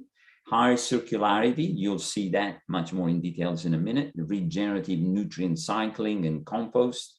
Animal integration, trying to bring animal back on the farm. That's basically, it's an option that it's pretty much gone away in most of the high income country because of the high efficiency that livestock management has reached, but with pretty dire consequences on the environment. Possibility of using crop residues, bioenergies, agroforestry.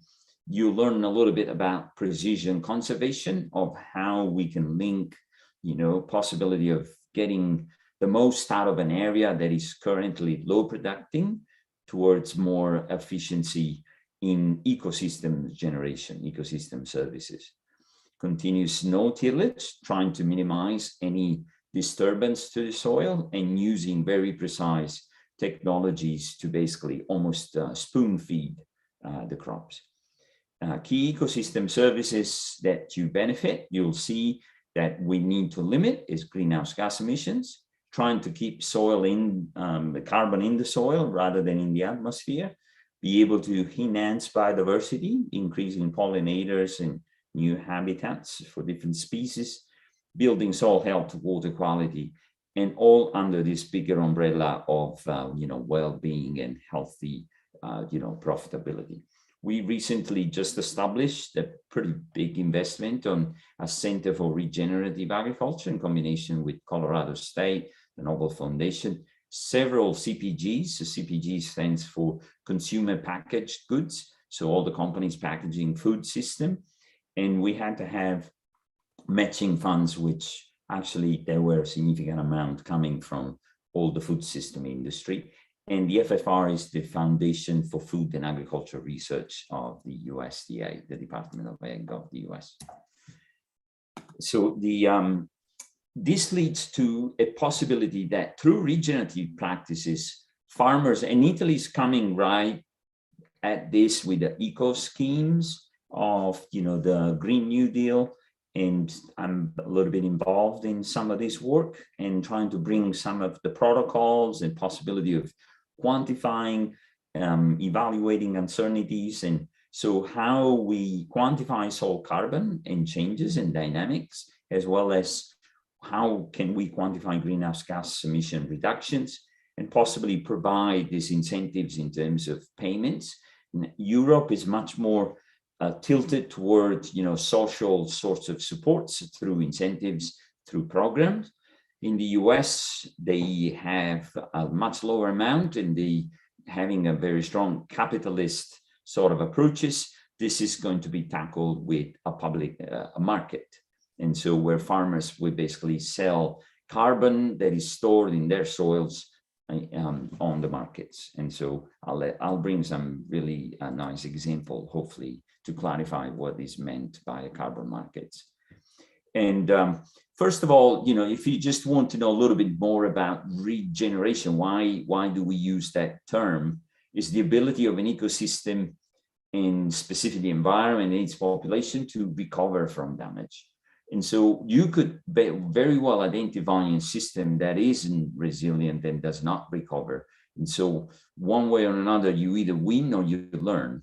And so regenerative agriculture focuses on enhancing and restoring this resilient system through ecosystem processes. Healthy soil is really at the core of you know, building a sustainable intensification system, whereas you have seen all the circles. You got the well-being, the social components, the communities, you got the environment and the productivity.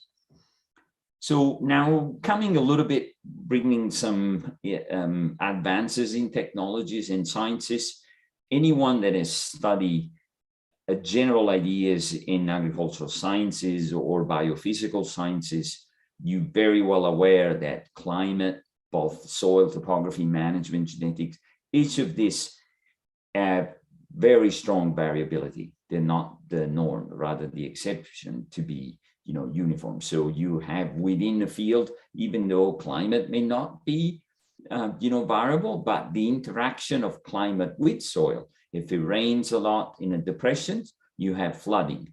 If it does not rain in the depressions, you have the highest yield. Opposite behavior would occur if it rains a lot on a hilltop. It provides enough water for plants to do well. But if it doesn't rain, then the same parcel of land will not give you a yield.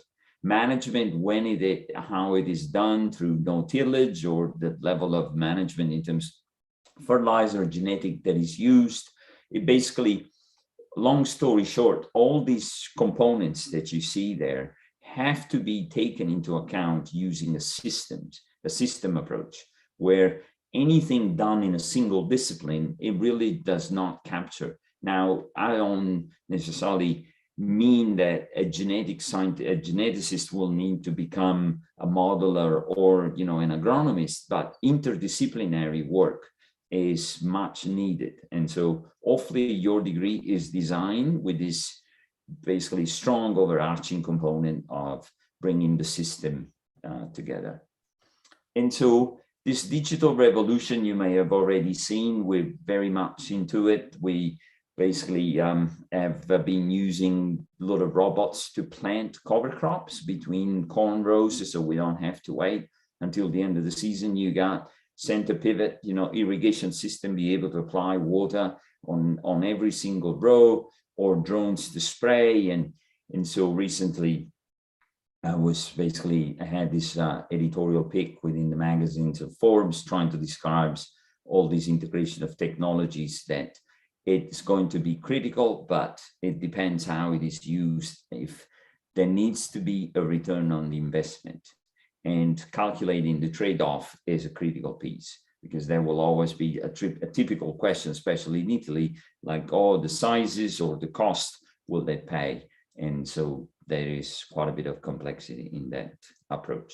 So one of the things that farmers have been associating, even in Italy, you have a significant amount, I guess more common nowadays, to be able to map a field. And so this is an observed 10 years of a yield maps. We have hundreds of thousands of acres under our servers. And so if you look at that, imagine a farmer that realizes that he or she needs to make a variable rate. And so be able to say, these areas is using more than that. If I use the same amount, I'm overestimating in one side and underestimating in others. How can I basically be efficient by applying the right amount of fertilizer? And so looking at these maps, it's really complex to do that. Unless you start analyzing how each single pixel changes from the neighbor and how each single pixel changes over time. And so I've developed this concept, it has been around for a while now, but also how we're going to scale this stability concept, where the areas in blue there, you'll see that over these 10 years, there is even your human eyes not able to capture, but they have been characterized by always having high yielding, versus other areas in red where they fluctuate from one year to the next, or the areas in yellow, it's low and stable. And so when you integrate into these approaches through satellite, you'll be able to scale, as you'll see. So there are about over 1,000 images on a daily scale. So this is capturing, there is no much more secrets of what's happening on a land. So this is daily images at 3-meter resolution. So by bringing computational sciences, again, with the knowledge of what's happening, we're able to basically understand why one part of the field is being affected in one direction on another. And so that has led to the possibility of scaling this system through pretty well understood physical principles. It's the signature of how plants see light. And so I always say through remote sensing, it's a way of plants talking to us. But instead of using, words or sound, even though they emit sounds, and it is much more through the light. And so by seeing the numbers, the digital numbers, and you'll see that the reflectance in the green, it's much higher in a stressed plant because it's more diluted green. There is more reflectance rather than absorbance of lights. Opposite behavior, it's in the red band where you'll see chlorophyll is covered. So you don't see as much green, you start seeing more yellowish color. And so reflectance in the red is higher. When you see this, we basically almost never seen the images as a visual aid. They come into numbers and they are completely analyzed from a mathematical perspective. And we basically have, again, the possibility of understanding this variation. One additional layers of in the spectral signature that normally is not off the shelf, but you have to have it as specific sensors, or these sensors are mounted on satellites, but have a very coarse resolution, is using canopy temperature. So I'll bring this example of measuring if a field runs a fever. So if your plants have fever, you'll see that the areas in blue are cold and stable. So cold and stable means they're cooler. And because they are cooler, that means they evaporate. Because they evaporate, they have sufficient amount of water available all the time. So they are cold and stable because they have a deeper soil.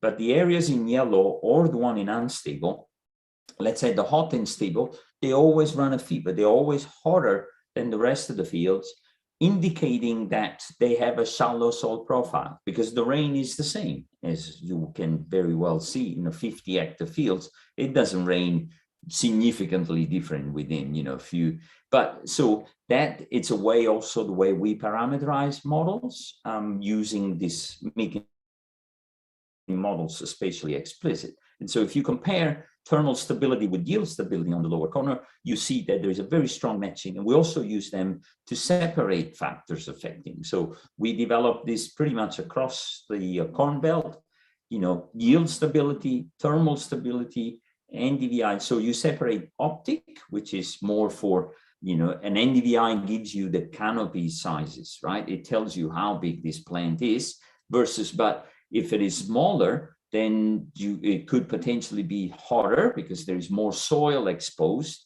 and soil, it gets, hotter quicker. So all this integration allow us to separate water stress from nitrogen stress.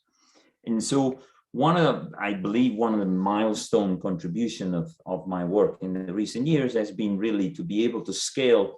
You can click on any single field across 80 million acres to US Midwest, and you get a stability map. So you could test that for yourself. I'll give you a site in the next few slides where you can basically, any grower, anyone can go on the field and quantify how much basically there is possibility of sequestering carbon and how much variability is available on this. So by doing a life cycle assessment, we have learned that you see the impacts on the right, but let's say what we have learned, which is incredibly solid because it's consistent across fields, that pretty much 50% of the field is constantly producing high yields. And that's why farmers are in business. But there is a 25% of the fields that is very inefficient.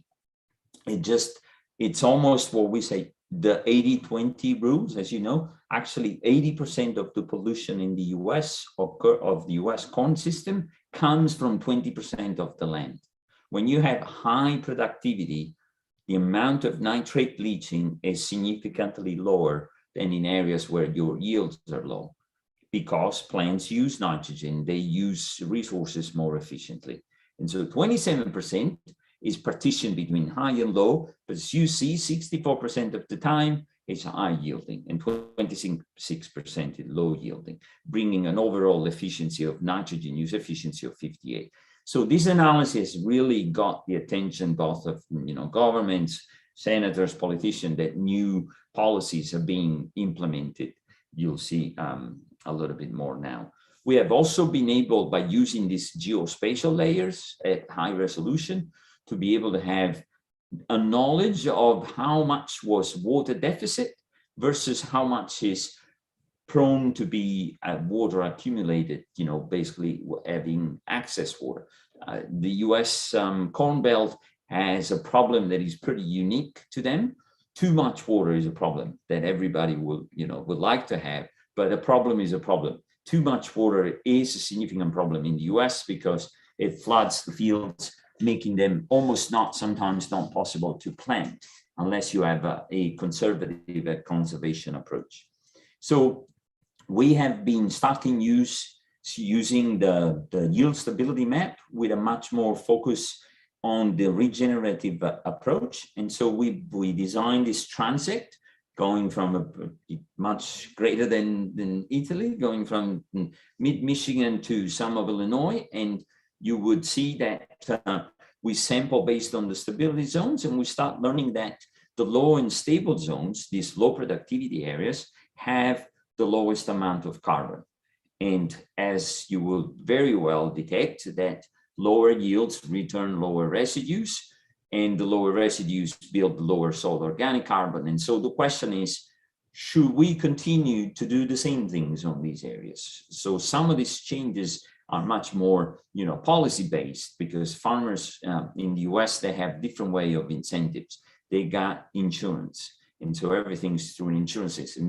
They pay $8 to receive $400, per acre. So it's a pretty good deal to have a buffer, which is, for a European or an Italian, it's just crazy to be able to continue to do this. So it's a little bit of hypocrisy there. But and then understanding again, carbon sequestration across stability zones is showing a paramount level of importance, because we can do things differently. So one of the things over the years, I had the pleasure to work with one of the most distinguished scientists. Joe Ricci was the pioneer of what we call process-based model, the differences of a process-based model compared to a statistical model. Statistical model relies on previous observation, and you feed a curve and you trying to understand the mechanisms, which often is a black box. You don't know what variable, even if you quantify the different percentages, but often are not scalable. The possibility of capturing the feedback between the weather, management, soil, and genetics have been able to build, Joe developed the first model called series model. And actually there is a little bit of an interesting story. Some of you may have heard, certainly Pierpaolo has, and that was actually sponsored, funded by the CIA, by the Central Intelligence of the US, to predict how much wheat was produced in Russia during the Cold War. And so series only had the goal of predicting yield of wheat, and did not have a lot of details on tillage, on soil carbon and spatial components. So since I've worked with Joe Ricci for nearly 25 years, and so together then we developed Salus, which is one of the most comprehensive crop model that integrates what you see there, not just prediction of yield, but atmospheric fluxes, drainage, and to do analysis on socioeconomics and environmental. And when I mention about processes, you see the different components, things happening on the plants, and partition of biomass, photosynthesis, transpiration, all the process occurring on the soils. And so this requires quite a bit of investment later on during your PhD. You're just getting a quick exposure to some of this. And the model has been validated. I recently wrote this review of where Salus and series were tested. And so you'll see the number of dots. It's pretty impressive to see the literature review of how many people have used it and tested the different validity.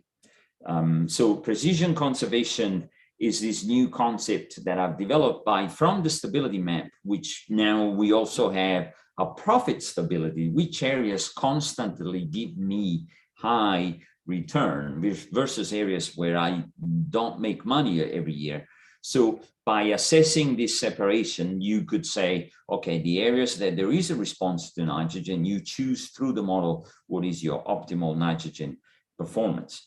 And what is the areas that do not respond well, then you could very well change the land use and be able to take a different approach to economics, which is through a new crop, This new crop now is called carbon. So basically you can make a significant amount of payment through both incentives for different programs, as well as selling the carbon to offsetting emissions from other sectors. Either insetting means from the same sectors, so food system, food production systems, or by offsetting if there is an oil company wanting to buy. There are different levels of protocols and complexity in assessing this. And so this is the map on the right is quantification of soil carbon dynamics under marginal lands, like areas under switchgrass, for example. So with switchgrass is one of the prairie species that often uses for biomass to basically convert into ethanol instead of using maize. So going more towards the end, we deliver prescription maps, like a doctor will write the prescription, which is, basically the information about what needs to be done on each single piece. These are some examples. They go on the combine, on the tractors, and farmers don't even have to use their hands on the steering wheel. So they automatically, as a result of both the modeling and the remote sensing analysis, you'll see that this analysis for 67 fields in Michigan showed no changes in yields, but rather only increases in nitrogen use efficiency, showing reduction on the environmental impact from nitrogen fertilizer. One other promising technology is that once you have a prescription map and you can retrieve that prescription maps, you are finally demonstrating through a process, which is also captured through blockchain technologies, that now you have reduced the amount of fertilizer, because otherwise, how would you prove that you reduce the amount of greenhouse gas emissions? And so from the precision conservation, all the variable rates, now farmers are starting to analyze this in this perspective.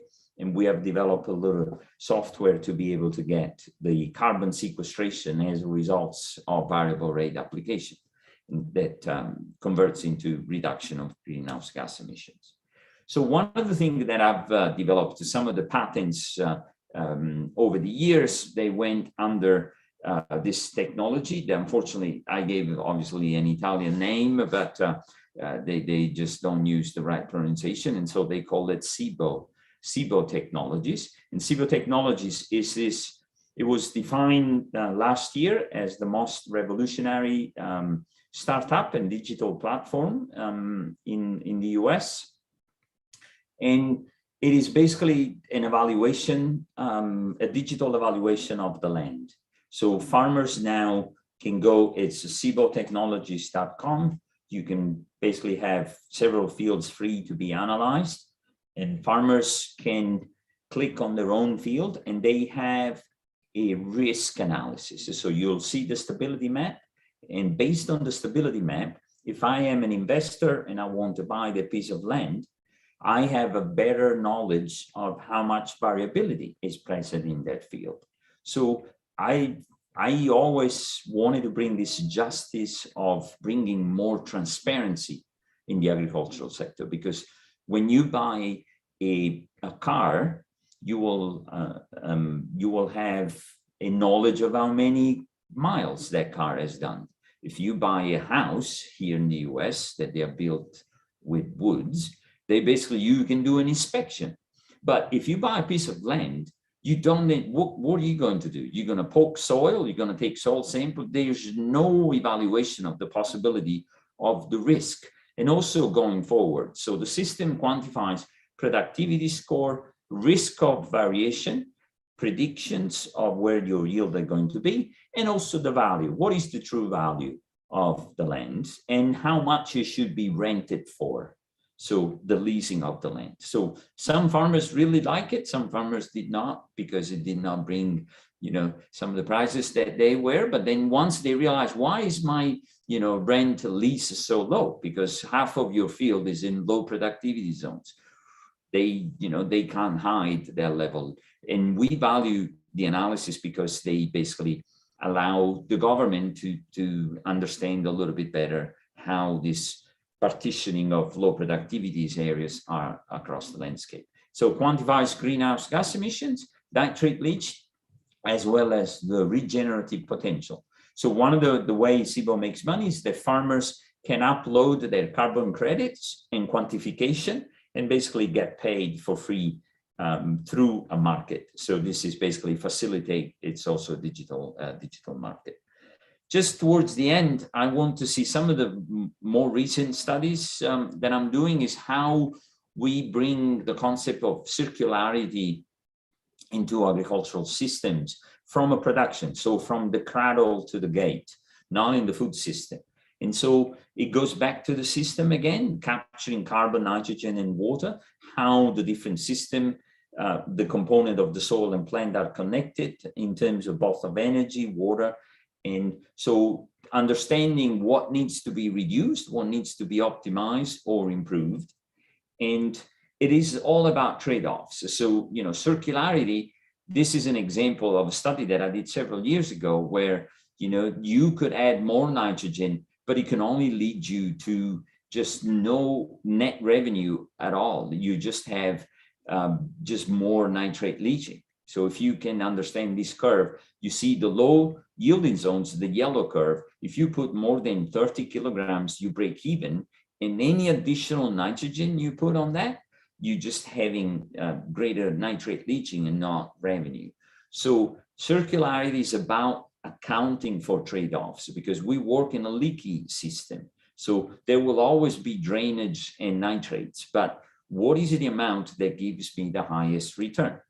And so we are evaluating on a larger scale how we scale, again, the possibility of becoming circular.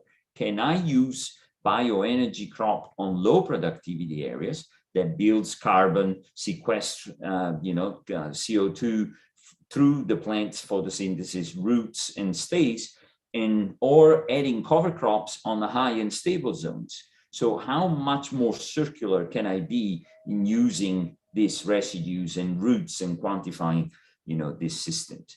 This is subfield changes of soil organic carbon with no tillage and cover crops. So over time, this is the changes. This is subfield, so very, very high resolution, less than 30 meter over 80 million. You see its dynamics and how much you build as you go by. In the end, I want to tell you that this is the system we have now. Starting from the top, you have energy intensive grain storage, okay? And even in the Po Valley, it's the same, many other places, but here you have to harvest the corn and you have to store it because it's wet. And it uses a very large amount of energy to dry it, so that it doesn't build mold and gets spoiled. Then fertilizer are applied most of the time, not in season, but at the beginning of the season, because they are afraid, or even in the fall, the previous fall, because they're afraid of not being able to go in the fields. So you have high inputs on low productivity areas. You have poor soil health. You have soil management that is basically losing carbon. You have genotypes that do not adapt over, you know, the different locations. You have animals in confined animal facility operations, and you have lowland areas vulnerable to flooding, and that water goes into the Mississippi River. So ideally, we wrote this paper recently. I first wrote the paper in agricultural systems, and then this perspective in the proceeding of National Academy of Sciences to how to transition with different technologies going from what's available now, so 0 to 3 years availability, and gray midterm availability, and long-term 15 to 30 years. So the first box where you say intensive, energy intensive grains, data tools to tell which areas to harvest, when to harvest to minimize energy consumption. There is energy production on the farm by digester, spoon feeding the crop by variable rate, bringing microbial fertilizer, and increasing regenerative potential, possibly regenerate, integrate farms between the operations as well as, you know, more pasture-based, and be able to capture runoff, water, and variable rate application through new technologies, through robotics, as well as designing new genetics able to allocate more assimilates to the roots such that more soil carbon sequestration is stored. So in conclusion, what you have seen, besides the general things that everybody kind of knew, but I needed to basically put together some of the challenges, big data is going to help, whether they come from sensors, robotics, artificial intelligence system with the digital twins and models will allow us to do a better profit and cost analysis. We have pretty advanced farm level tools that use data, both from remotely sensed imagery, stability zones can be produced, just about any fields. We've been doing that just about anywhere in the world, depending on the needs. Policy will need to be driven by analyzing which area responds to fertilizer versus what areas is more, prone to bring benefits through biodiversity. So we have landscape tools to be able to have life cycle assessment and profit analysis by energy, water, and profitability, such that whether it's a policy or a market, we can implement this more sustainable. And that's basically the original title, How We Close That Loop. What are some of the strategies that you have been exposed?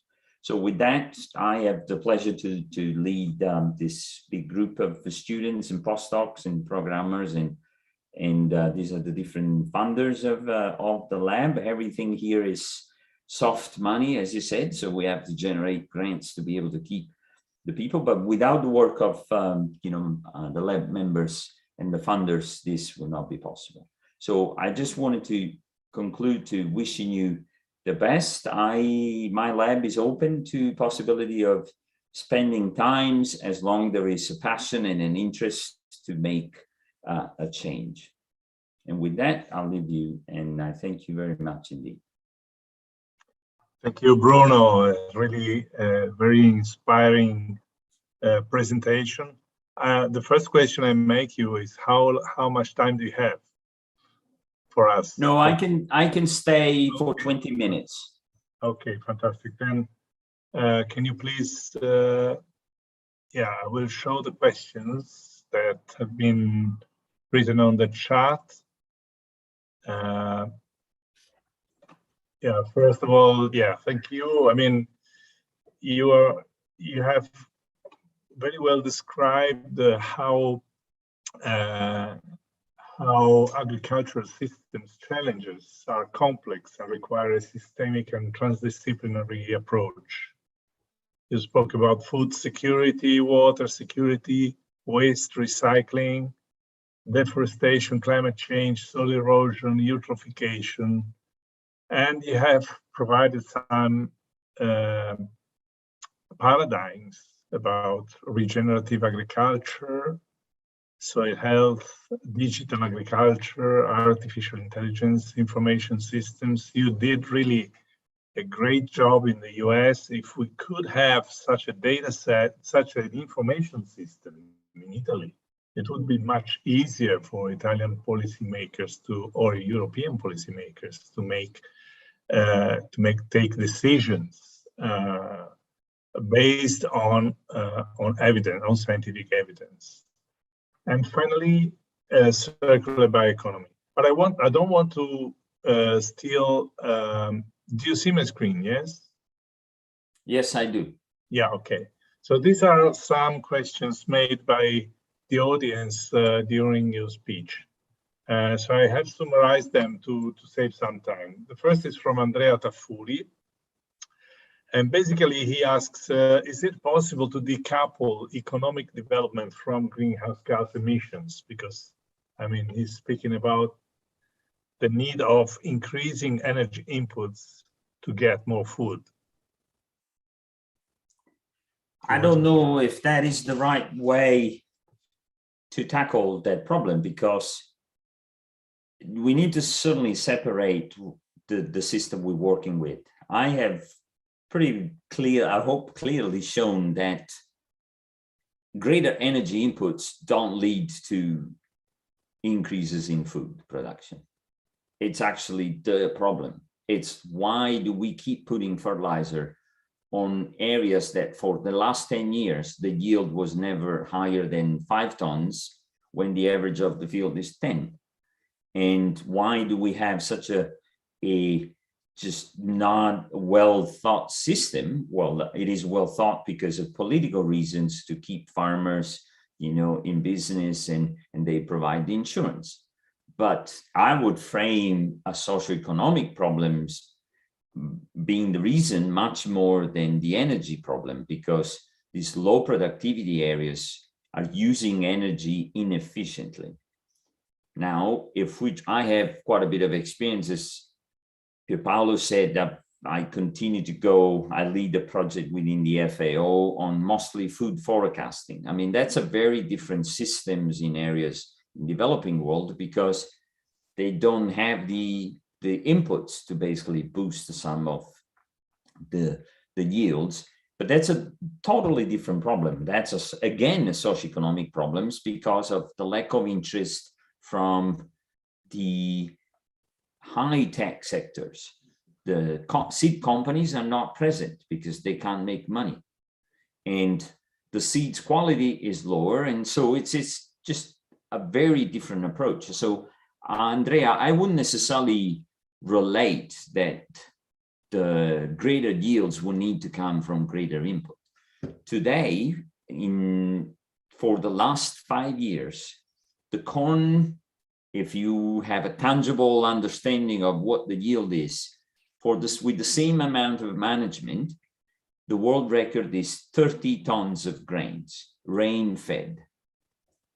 And so that shows the spoon feeding and the management and the understanding of the interaction of genetics and, you know, soils, and it's able to get to the level of yields that is beyond, you know, comprehension. In many other places, it's not possible because the season is affected by climate and so on. So I don't know if I've answered your question, but I wouldn't necessarily imagine that yield comes as a result of greater fertilizer or greater inputs. It would come from other places, but even 10 kilograms in developing world will make a big boost, and but not going, you know, from 200 to 300 because you want to bring a low yielding areas to a high yielding areas, because fertilizer was never the problem to start with. Thank you. There is a second question. I don't know, Andrea, if you would like to speak. Basically, I translated into, is urban waste recycling a relevant solution to world food security and efficiency?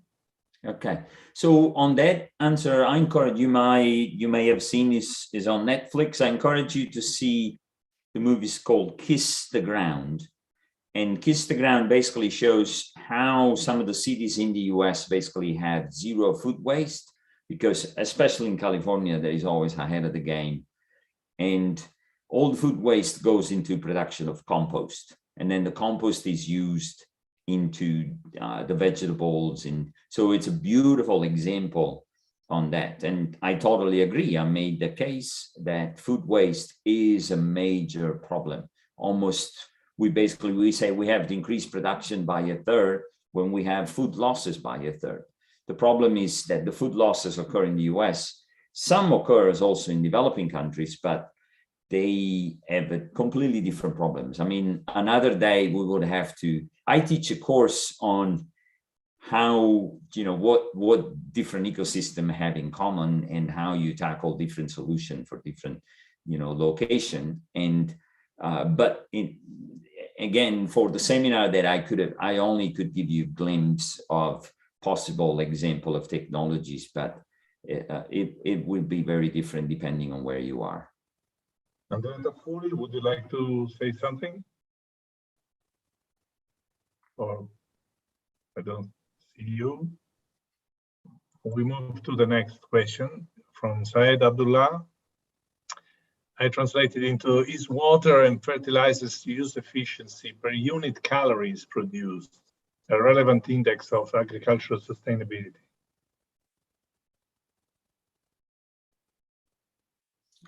Yes, well, agricultural sustainability has three circles. You know, has profitability. You can never be sustainable without profit, because people will not implement. And the profitability could come from direct sales, policies or markets. Okay, so let's not forget that, because every time we have a solution, we basically face this barrier, and it's happening now. You know, systems, you know, companies suggest farmers to plant cover crops. It costs $40 an acre, and they say in 5 years I'll pay you the carbon credits. So we did evaluation. The possibility of building carbon, you know, in 5 years may equate to about $10. You know, in terms of fraction. So the farmers know that, and you say, okay, well, let's do, you know, you tell me to pay $40 every year for the next 5 years, and then on the 5th year, you will give me $10. Where did you go to school? Like, you know, that doesn't work that way, even though it's sustainable. It's basically you building carbon. And so economics is one piece that it's missing there. Yes, then it's trade-off. Yeah, efficiency of how nitrogen and water, and separating nitrogen from water. The best example that I could give, it's exactly what we showed. It doesn't matter how much fertilizer you put on areas that they have a shallow soils of 20, 30 centimeters, because they will always run out of water. So what can you do? Don't plant corn. Just plant the different crops that can go deeper, or may just have a different use. You could have areas, again, on bioenergy crops. If you, I didn't mention this, but if you think the US uses 40% of the corn goes to ethanol production. Now, corn uses on average about 200 kilograms per hectare of nitrogen fertilizer. Switchgrass, bioenergy crop, produces, has the same as reach the same level of efficiency of conversion. So produces the same number of liters of ethanol as corn produces, and requires zero fertilizer. Why are we not changing the corn areas to bioenergy while builds crop? It's policy, politics. Like, farmers will not be able to basically take that on unless they get paid for these sorts of things. So yes, in efficiency index of sustainability, and actually I have a sustainability index, which is water, nutrient, carbon, and economics, that you get a score. But long story short, you got two pieces right. You got to add more components to really make a system sustainable. And also the time frame. You cannot think of 1 year. You got to get, you know, the analysis over a long-term sustainability, as I had it on the title. The sustainability that happens on 1 year, could it be a chance, or is it reproducible? Does it go for the next 5 years? Is it a system that is stable, is resilient? Well, and the information system that you have set up in the US is really a formidable tool for assessing this in the long term, because otherwise you have to wait until you. That's right. And it's too late.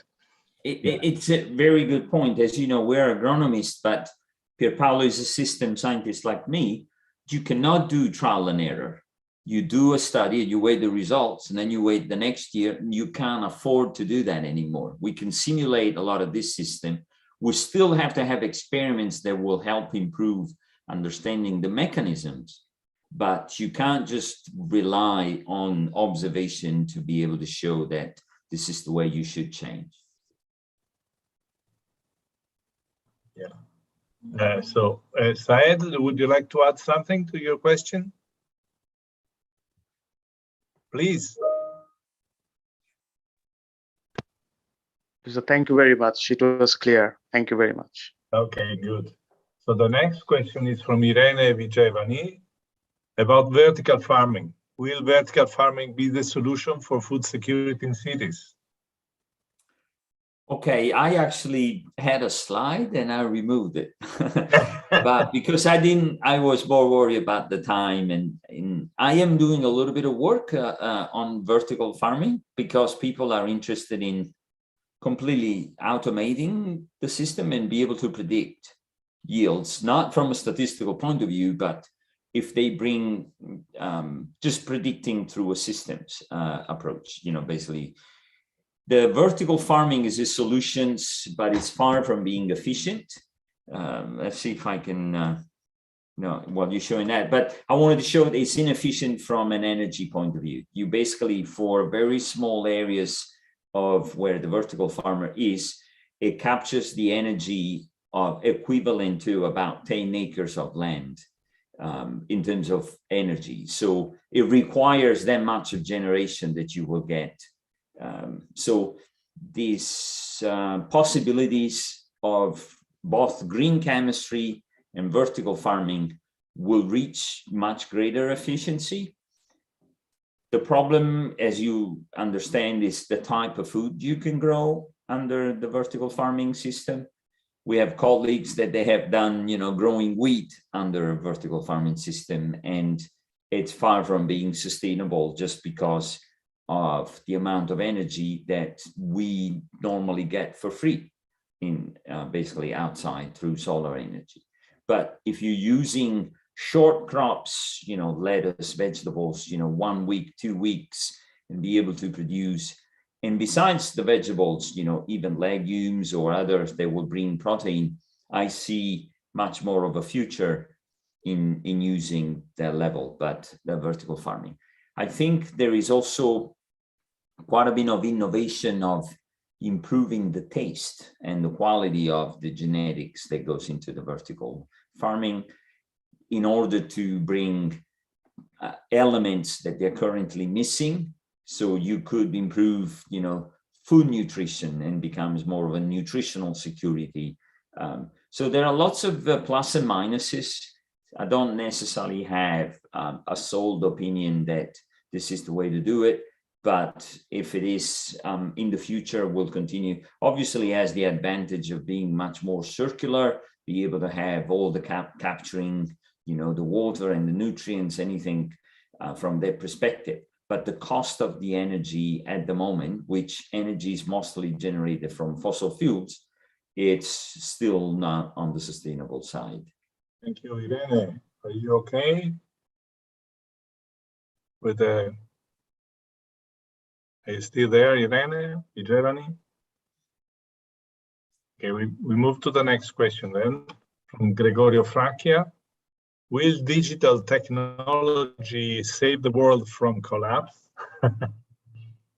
It will certainly save the world from making more error, making mistakes, being very precise on understanding both locations, or the example above of the blockchain. The blockchain is when you have a map that is the quantification of the reduction of fertilizer.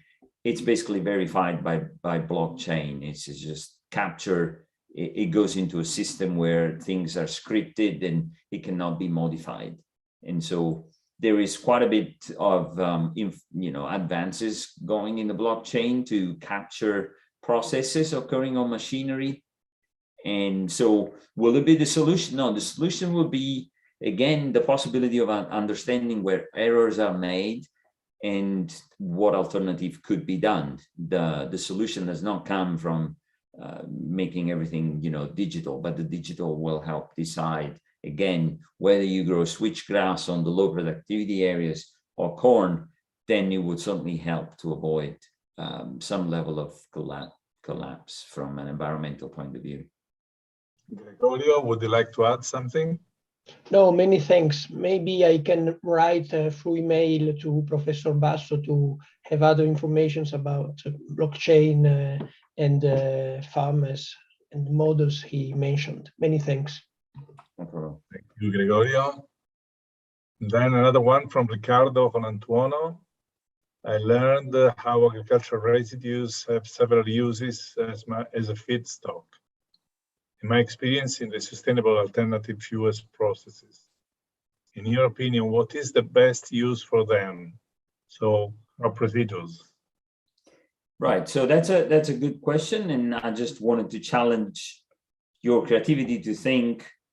If you do any level of different comparison, you will never be able to make them in the number that you need or in the places that you need unless you run a system. So one of the recent study that we did was to evaluate the amount of residues removal that we could remove without affecting soil organic carbon. So ideally, there was one map, if you notice, that had cover crops on high and stable zones. The idea is to be able to take some of these residues and go in combination with the low and stable zones to produce, while still producing food, you produce amount of, biomass, feedstock for bioenergy. So the alternative land use are mainly cellulosic decomposition. So second generation feedstocks to be able to get energy and ethanol. But at the same time, you got to pay attention to the fact that we've been basically preaching the fact that soil needs to be covered. Now we take residues away. You can only take a certain amount. In some years, so through the models, we have realized that you may only have a fraction of years that you have such an abundant production of residues that you can remove. And you have to be willing that other years you may not touch them. So this is actually an analysis that we did with technical, economic, and life cycle assessment engineers to know how much further they have to go in case of the years that you cannot remove residues. So is the footprint of getting much, on a wider diameter, much greater, such that, to compensate the fact that you couldn't take residues.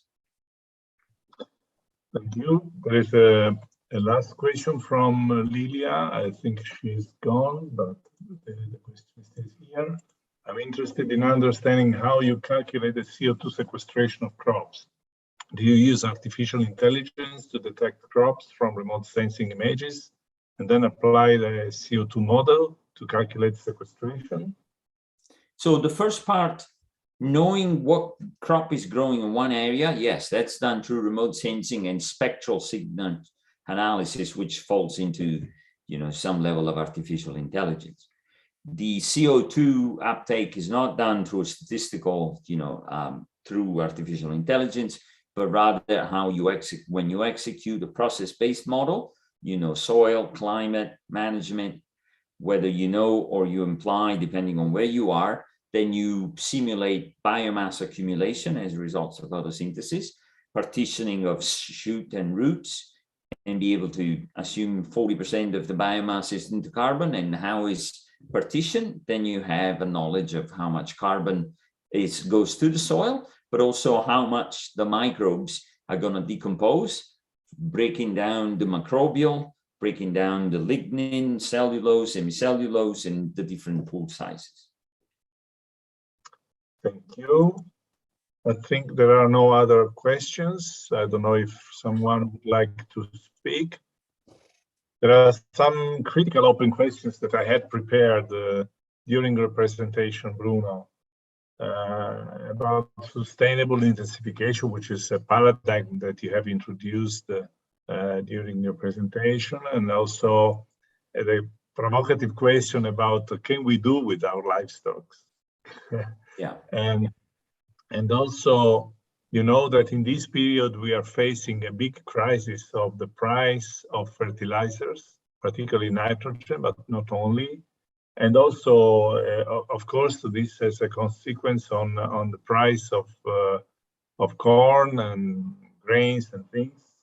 And this is probably also related to the polarization of production and consumption areas all over the world, because we know that most of the corn is produced in a few countries, and also the soybean, and also the fertilizers. I heard that 35% of the phosphorus fertilizers come from China. So if China decides not to export any phosphorus fertilizers, we are under crisis all over the world. Yeah. No, they're all brilliant questions. I don't know if I can just use a minute quickly. Sustainable intensification, yes, is a paradigm, but we have shown that before you decide whether it can be done or not, that's a site-specific question. So some areas you can, some others you cannot, because of climate and soil interaction, or even people or policies. So can you, intensify double cropping? Can you do that? Well, that will vary if you are in Tanzania or if you are in the US Midwest or other places, Argentina, Brazil. Can we do it without livestock? No, we can't, because as been, you know, they are the elephant in the room and all that. But if there will be, I took the last few minutes of, you know, meat or no meat. It's just basically, there's this colonialism that still remains. Oh, we shouldn't, you know, developing world should not be eating meat. When we ate meat, they said, hey, you've been eating meat all along. Now that we can afford it, we are the one that we shouldn't be eating it. So I think that's a question that will never go away. People will continue. There is culture behind. People will continue to eat meat. Does the meat need to be fed with grains? No.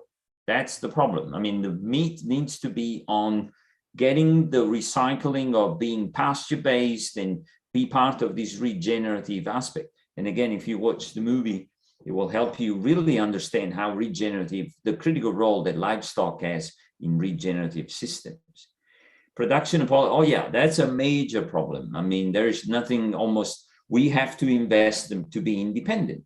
So both fertilizers, whether it's phosphorus or nitrogen, they are going to be critical, and there is no solution besides government strategies. You know, same thing. I mean, look at the chips, computer chips. Like, we have no cars in the US that now, you know, be able to be sold, or because we have a shortage that, you know, Taiwan, it gave it to different sectors and not anyway. So that's beyond agriculture. And boost global warming to, you know, again, if we don't reduce feed, you know, the emissions, that's what's going to happen. I mean, we're going to have significant amount. That's part of that tipping point that we don't want to ever reach. And so we need to continue to reduce greenhouse gas emissions. And even though agriculture is in the range of 20%, it is a solution rather than the problem, because we can pull CO2 through plants. So we have to have the planet covered by plants. There's just no question about that. And plants more than trees, because trees reach a level of saturation. You know, the NPP of corn is 3 times greater than one of a forest. A forest has 8 tons and corn is about 30 tons. So the problem is the corn produces, you know, needs fertilizer. And so that balance, it's again, why give only where it boosts yield, don't put it where it is not needed. But again, both technologies and the knowledge of, you know, using more sophisticated tools like models will help us avoiding mistakes and guiding policies. I think this is a key message, and thank you, because even if yours was the last speech of today, I think all the PhD students must be exhausted. Yeah, but I mean, I see they are still alive and made a lot of questions. So it means that it was very interesting. I think we were all lucky to have this possibility to listen to you today. It's morning in the US, I guess. Yeah, it's 11:30 a.m. Yeah, so really very interesting. Thank you, Bruno. I hope we have an opportunity maybe also next year to have another talk from you. Hopefully in person, so I'll come and see you in person. Yes, ideally. And I hope that some of the PhD students attending your lecture will be visiting you sometime in the next 3 years. They have an open invitation. Okay, good. So thanks very much. Thanks everyone for attending this meeting, and I wish you a nice evening. Ciao, Same Bruno. to you, and good luck to the students on your journey. Thank you so much. Thank you. Goodbye. Thank you so much. Thank you very much. Thank you. Bye. Thank you. Goodbye. Bye. Bye. This presentation will be available on YouTube. Mario, is that right? And Christina. Yeah, the registration is available on Zoom, and I'm updating the table with all the links, all the recordings, and I'm gonna send now the link for the learning test. They will do same rules as yesterday. Okay. Thank you very much. And thank you, Pierpaolo. Thank you, Christina, for organizing this interesting talk. I saw that Bruno already left, but very interesting. Thank you. Bye. Ciao, ciao Paolo. Ciao, ciao. Ciao, ciao. Bye. Bye. A presto. Cristina, puoi fermare la registrazione.